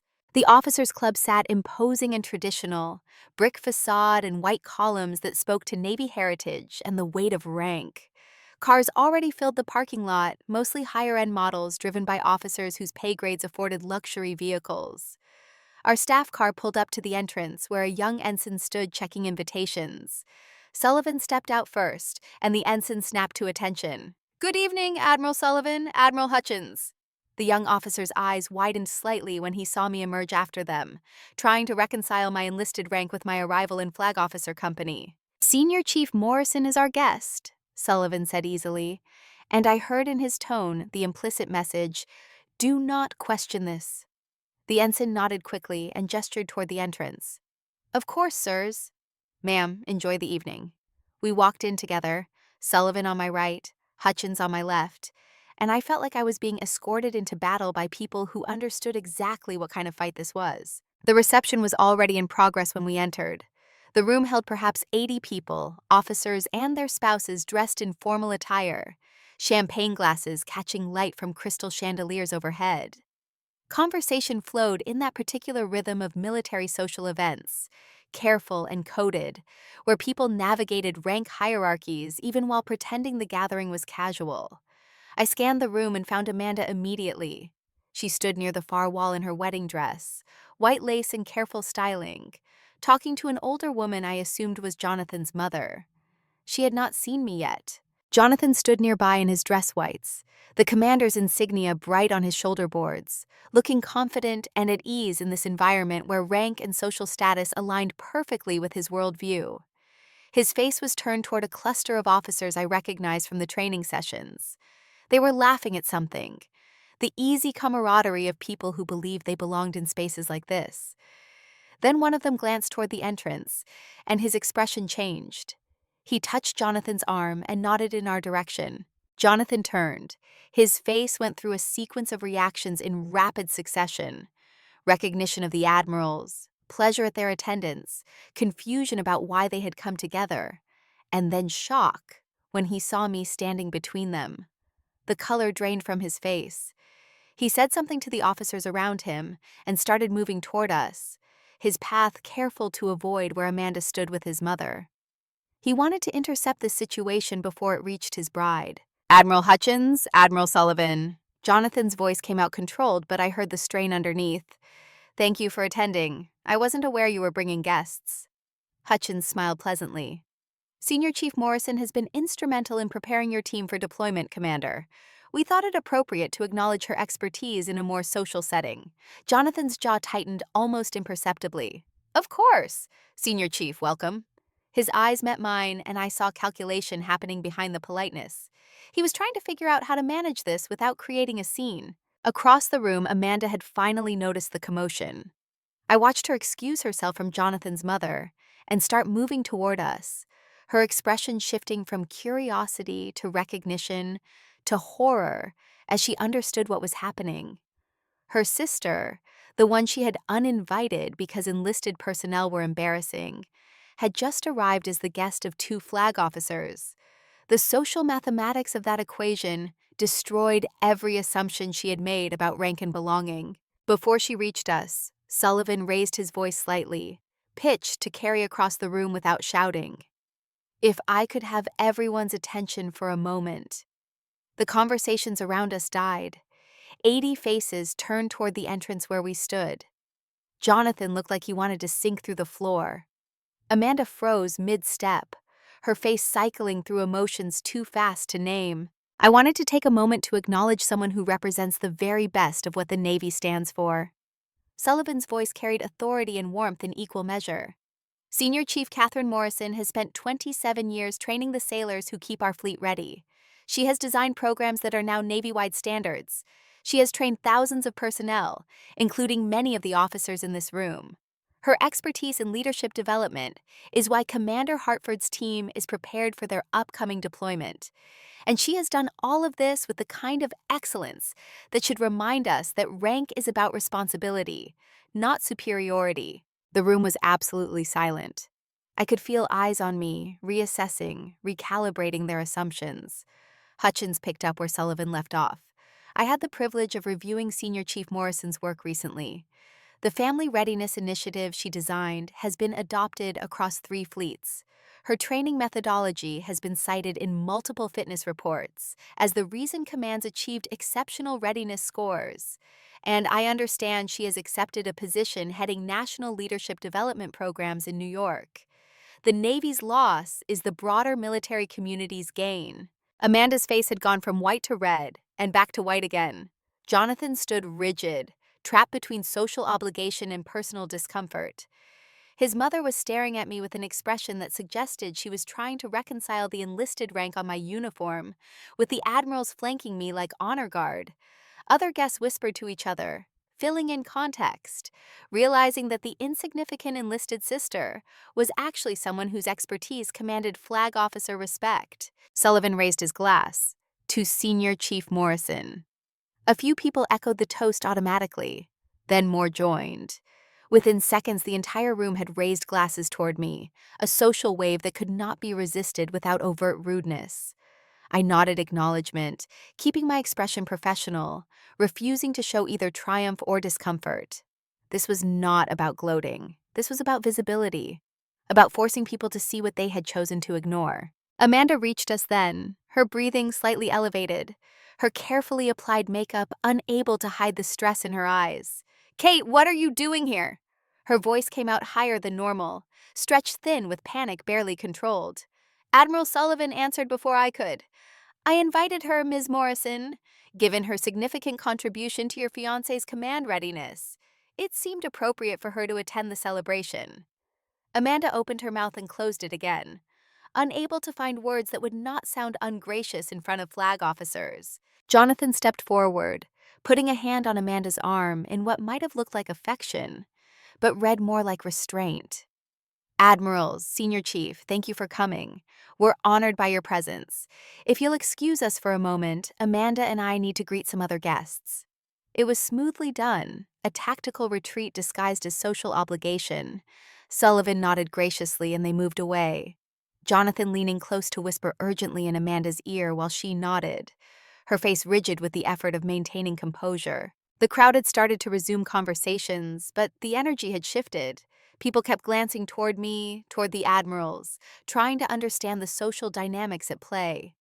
A commander I recognized from Jonathan's training team approached, his wife beside him. "Senior Chief Morrison, good to see you again.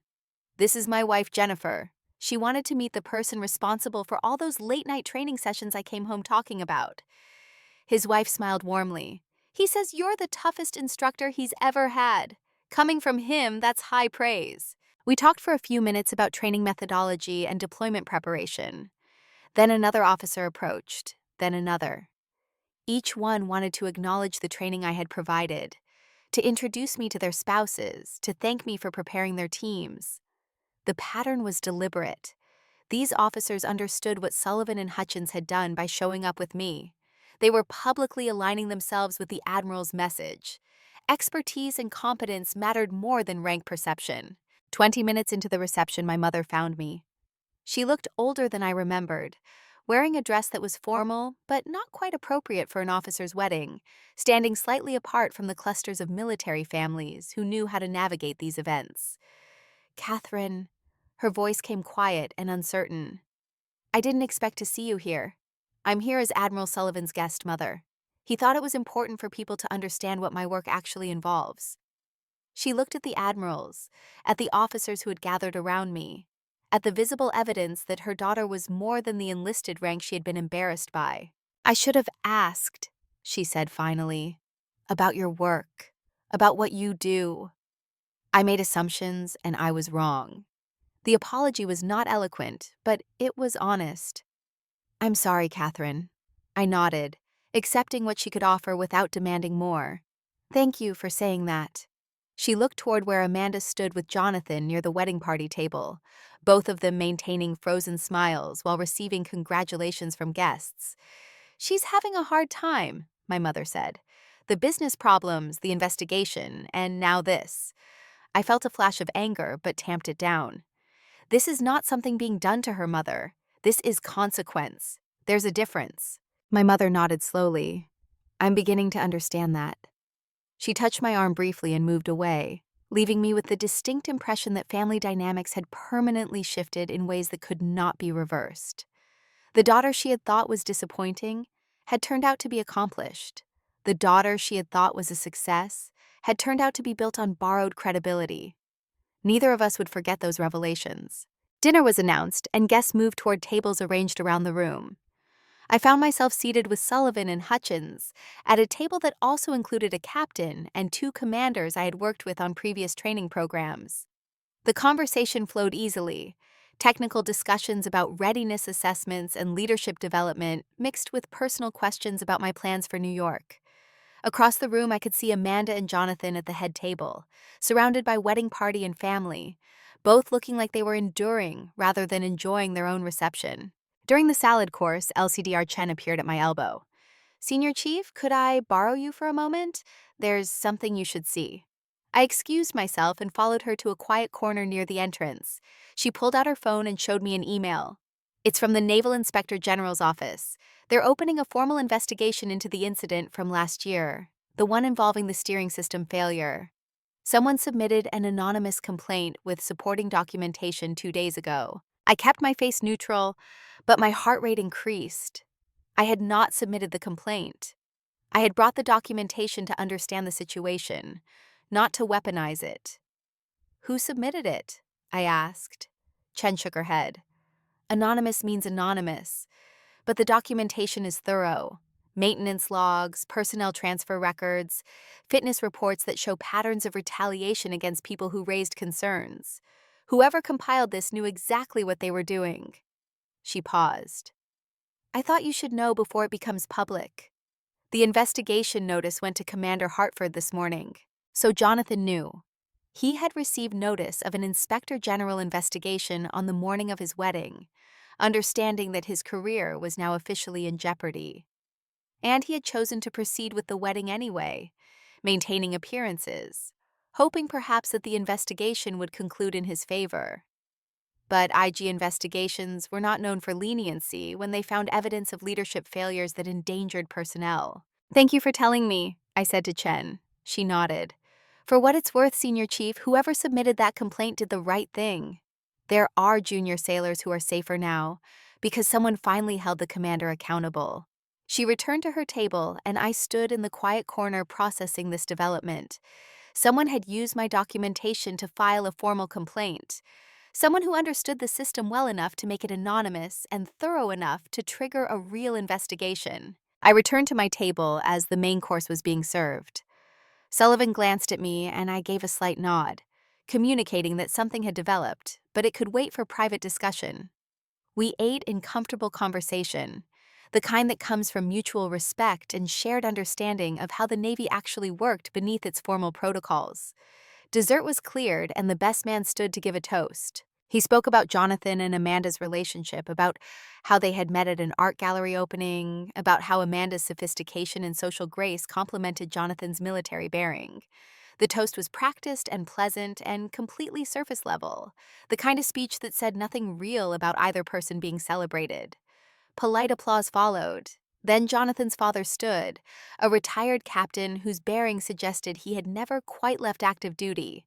His toast focused on Hartford family naval tradition, on the importance of maintaining standards, on how proud he was that Jonathan was continuing the family legacy of officer service. When he finished, Sullivan stood unexpectedly. The room quieted immediately. "May I add a few words?" he said, and Jonathan's father nodded, unable to refuse a flag officer without overt rudeness. Sullivan raised his glass. "I have known many officers in my career. Some led through inspiration. Some led through fear. The best led through integrity, through creating environments where truth could surface and mistakes could be acknowledged without ending careers." He paused, letting that sink in. Commander Hartford, you are about to deploy with a team that has been exceptionally well trained. Honor that training by listening to the people who gave it to you. Honor your marriage by building it on truth rather than perception. And honor your service by remembering that rank is a tool for accomplishing the mission, not a shield against accountability. The toast landed with the force of a depth charge. Everyone understood they had just witnessed a flag officer delivering a public warning disguised as wedding congratulations. Jonathan's face had gone rigid. His father looked confused. Amanda stared at Sullivan with an expression of dawning horror, understanding perhaps for the first time that the world did not work the way she had assumed it did. Sullivan raised his glass higher. To truth and accountability, to the sailors who serve with honor regardless of rank, and to Senior Chief Morrison, who exemplifies both. The room echoed the toast because there was no alternative. I stood and nodded acknowledgement to Sullivan, understanding that he had just publicly tied Jonathan's career advice to my reputation, making it impossible for Jonathan to ignore the message without insulting me and, by extension, two admirals. It was strategic brilliance wrapped in social propriety. Music started and people moved toward the dance floor. I stepped outside onto the terrace, where evening air provided relief from the climate-controlled interior. The humidity had broken slightly, leaving behind a clear night where stars competed with base lighting. I stood at the railing looking out over the parking lot and thought about patterns and consequences, about how 27 years of invisible service had led to this moment of forced visibility. Catherine. Amanda's voice came from behind me, strained and exhausted. I turned. She stood in the doorway in her wedding dress, no longer looking like a bride, but like someone who had been through a battle and lost. Why did you come? Why did you do this? Her voice broke on the last word. I came because Admiral Sullivan invited me, I said calmly. I did this because someone needed to show you that the world you're trying to join is not what you think it is. That rank without competence is hollow. That credentials without expertise are fraud. That you can't build a life by erasing the people who inconvenience your image. She shook her head, tears starting to streak her makeup. You've ruined everything. Jonathan's family thinks I'm garbage. His career is being investigated. My business is destroyed. And now everyone at my own wedding knows my sister is more important than I am. The self-pity in that statement was almost impressive. Amanda, I said, keeping my voice level, you did this to yourself. You claimed credit for work you didn't do. You excluded me from your wedding because you were ashamed of my rank. You built your business on lies and your relationship on pretense. This is not me ruining things. This is reality catching up with choices you made. She wiped at her eyes with the back of her hand, smearing mascara. I just wanted to belong. I wanted to be someone who mattered. You already mattered. You just didn't believe it was enough. I turned back to the railing. The difference between us, Amanda, is that I built my value through 27 years of work. You tried to borrow value from my work, from Jonathan's rank, from credentials you didn't earn. And when that house of cards started collapsing, you blamed everyone except yourself. She stood there for a long moment, not speaking. Then she walked back inside without another word, leaving me alone with the night and the weight of truths that could not be unspoken. I remained outside for another 10 minutes before Sullivan found me. He stepped onto the terrace and stood beside me at the railing. LCDR Chen told me about the IG investigation, he said without preamble. I didn't submit the complaint, sir. I brought the documentation to understand the situation, not to weaponize it. He nodded. I know you didn't. I did. This afternoon. Anonymously, using documentation that somehow ended up on my desk this morning. I looked at him sharply. Sir, that could create complications for you if they trace it back. He smiled slightly. I'm retired, Kate. They can't touch me. And even if they could, some things are more important than protecting careers, like protecting sailors, like making sure officers who suppress safety concerns face consequences instead of promotions. Jonathan Hartford made a decision that could have killed people. Then he buried it. That deserved investigation regardless of his wedding day. The pieces fell into place. I had left the documentation in a shared folder when submitting my training completion report. Sullivan had access to that folder through his continued association with Navy training programs. He had taken the information I compiled and used it to force accountability that I had been unwilling to pursue myself. "Sir, I'm not sure how to feel about that." "You don't need to feel anything," he said. "You did your job, you trained his team, you documented safety concerns through proper channels. I ensured those concerns reached people who could act on them. That's how the system is supposed to work." We stood in comfortable silence for a moment. "What happens now?" I asked. "To Hartford?" Hutchins made a thoughtful sound from the doorway, where he had appeared without either of us noticing. "Depends on what the IG finds. If the evidence is as clear as I suspect, he'll be relieved of command pending investigation. Best case, he receives a letter of censure, and his career stalls permanently at commander. Worst case, he faces administrative separation for leadership failures that endangered personnel. Either way, he won't make captain." "And my sister married him anyway," I said, knowing his career was under investigation. Hutchins stepped onto the terrace. She married the image she wanted, not the reality she had. Many people make that mistake. Very few learn from it. The three of us stood looking out over Norfolk. Three people who understood that the Navy's formal structure of rank and protocol existed to accomplish missions, not to enforce social hierarchies.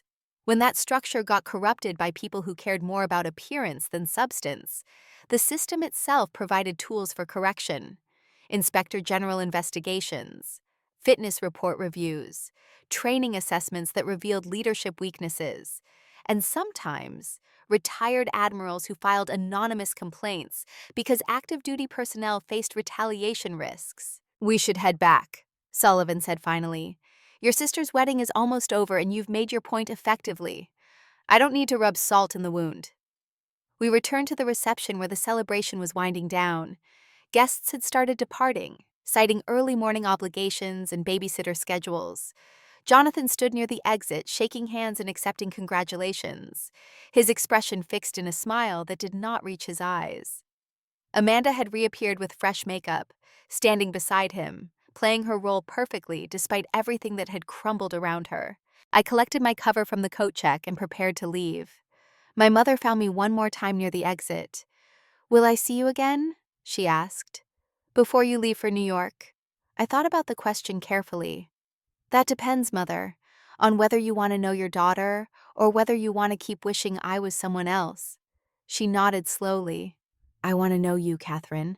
I'm sorry it took this long for me to realize I didn't." "Then yes," I said. "We can have coffee before I leave. Call me when you're ready." The staff car took us back to base in comfortable quiet. Sullivan and Hutchins discussed mutual acquaintances and upcoming change of command ceremonies. I sat looking out the window at Norfolk passing by, thinking about endings and beginnings, about how visibility felt different than I had expected. Not triumphant, not vindicated, just clear. I had taken up space I had earned and forced people to acknowledge expertise they had tried to ignore. That was enough. Back at guest quarters, I changed out of dress blues and sat on the narrow bed looking at my phone. 3 missed calls from Amanda, 2 text messages. I ignored them all. Whatever she needed to say could wait until emotions had cooled and reality had settled. I was done being her solution to problems she created herself. The next morning, I flew back to San Diego to finish packing.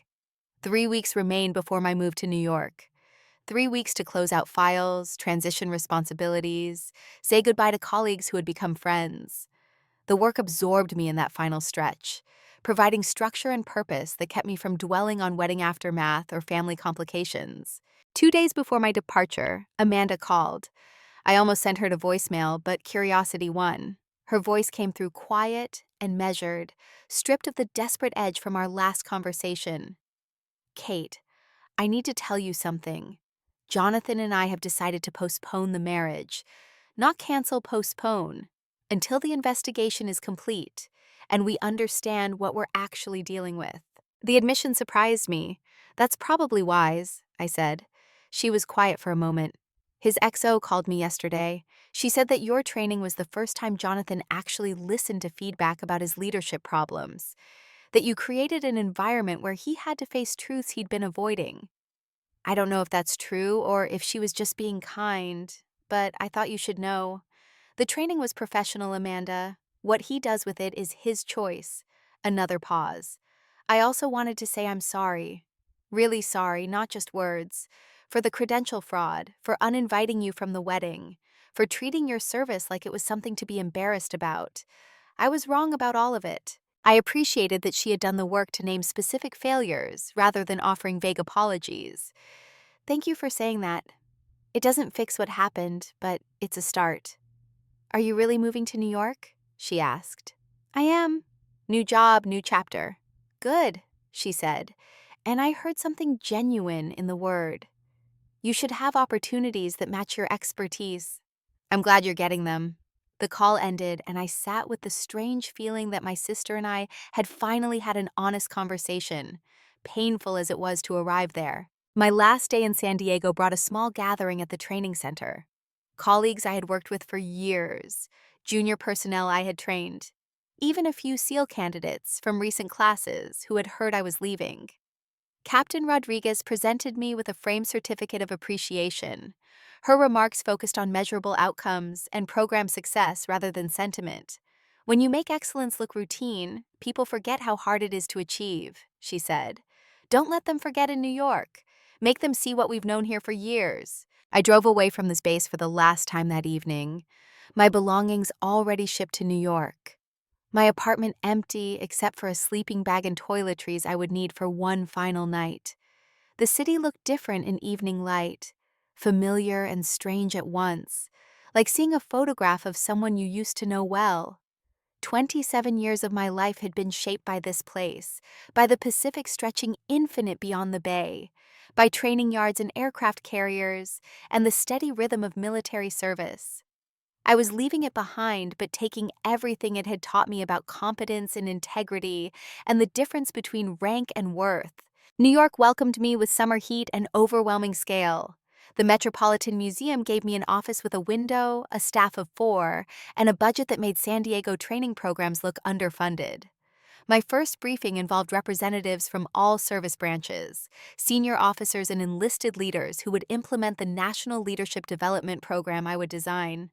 The scope felt enormous and exactly right. This was work that matched my expertise, visibility that came from competence rather than conflict, respect that did not require forcing through resistance. 3 months into the position, I received an email from LCDR Chen. The subject line was Investigation Update. Commander Hartford was relieved of command pending IG findings, she wrote. Multiple interviews with current and former crew confirmed patterns of suppressing safety concerns and retaliating against personnel who raised issues. He's being offered the choice between administrative separation with benefits or fighting the findings through formal hearing. Either way, his career is over. The junior petty officers who were transferred received formal apologies and career counseling to address fitness report damage. The system worked, slowly, imperfectly, but it worked. I forwarded the email to Admiral Sullivan with a single line. Thank you for ensuring accountability mattered more than convenience. His reply came within an hour. Some lessons are only learned through consequences. Hartford got his. Let's hope he uses the experience to become better rather than bitter. Your sister will have to decide the same thing, not your job to manage that outcome. 6 months into New York, Amanda sent a card. Not an email or text, but an actual handwritten card that arrived via mail. Inside, she had written simply, "You were right about everything. I'm rebuilding, slowly, honestly this time. Thank you for not letting me succeed at being a fraud. I don't know if we'll be close again, but I want you to know I'm trying to be someone who deserves your respect, even if I never get it." The card sat on my desk for a week before I replied with my own handwritten note. Respect is earned through consistent action over time, not through apologies or good intentions. Show me who you're becoming, and we'll see what relationship fits that reality. A year into New York, I received notice that I had been selected for the Navy's Master Training Specialist of the Year, an award that came with formal recognition and a ceremony in Washington, D.C. Admiral Sullivan attended, wearing his dress whites despite retirement, sitting in the front row while a vice admiral read citations detailing programs I had developed and sailors I had trained. When I stood to accept the award, I looked out over an audience that included flag officers, senior enlisted leaders, and junior personnel from training programs across the fleet. Every one of them saw my rank clearly. Every one of them understood that expertise and competence had earned me this moment, not connections or credentials or pretense. In my acceptance remarks, I kept it simple. This award honors work that thousands of sailors benefit from but never see. Training happens in classrooms and exercise yards, in moments where decisions get made that might save lives years later in circumstances we can't predict. Every person who has ever taught a junior sailor how to do something correctly, who has taken the time to ensure standards are maintained, who has held the line on safety when convenience suggested otherwise, shares in this recognition. We serve best when we serve honestly, when we build competence rather than just claiming it, when we measure worth by what we accomplish rather than what rank we wear. The ceremony ended and people congratulated me, shook my hand, thanked me for my service. I accepted their words graciously, but what mattered more was the young second-class petty officer who approached afterward, looking nervous. Senior Chief, I'm assigned to your leadership development program next month. I just wanted to say I'm honored to learn from someone who actually walks the talk. I smiled at her. The honor works both ways. Come ready to work and we'll make sure you leave prepared to lead. She straightened slightly, encouraged, and moved away looking like someone who understood that excellence was possible, regardless of where you started. That evening, I returned to my apartment in Queens, small but sufficient. Nothing like the sprawling spaces Amanda had always coveted, but mine in a way that felt earned and solid. I changed out of dress blues and made simple dinner, ate it looking out the window at the city spread beneath me in all its chaotic motion. Somewhere in Virginia, my sister was rebuilding a life on more honest foundations. Somewhere in California, my mother was learning to see her daughter instead of just her rank. Somewhere in Norfolk, sailors were serving aboard ships where training I designed helped keep them ready and safe. I had spent 27 years being invisible by choice and circumstance, serving faithfully without demanding recognition, building expertise that made other people successful. Then I had spent one evening being visible, taking up space at a wedding where someone had decided I did not belong, forcing a reckoning about rank and worth and the difference between them. Both experiences had taught me something essential. Your value does not depend on whether people choose to see it, but sometimes you have to make them look. The Navy taught me discipline and precision. My family taught me that love without respect is hollow. Admiral Sullivan taught me that rank should enable mission accomplishment rather than enforce social hierarchy. And Amanda, despite herself, taught me that you cannot build anything lasting on borrowed credibility and pretense. Those lessons had carried me through 27 years of service and would carry me through whatever came next. I stood at my window looking out over New York and thought about the young sailors I would train tomorrow, about the officers who would learn from programs I designed, about the invisible infrastructure of expertise that kept military organizations functioning beneath their formal rank structures. That work mattered. I mattered. And I no longer needed anyone's permission to believe it.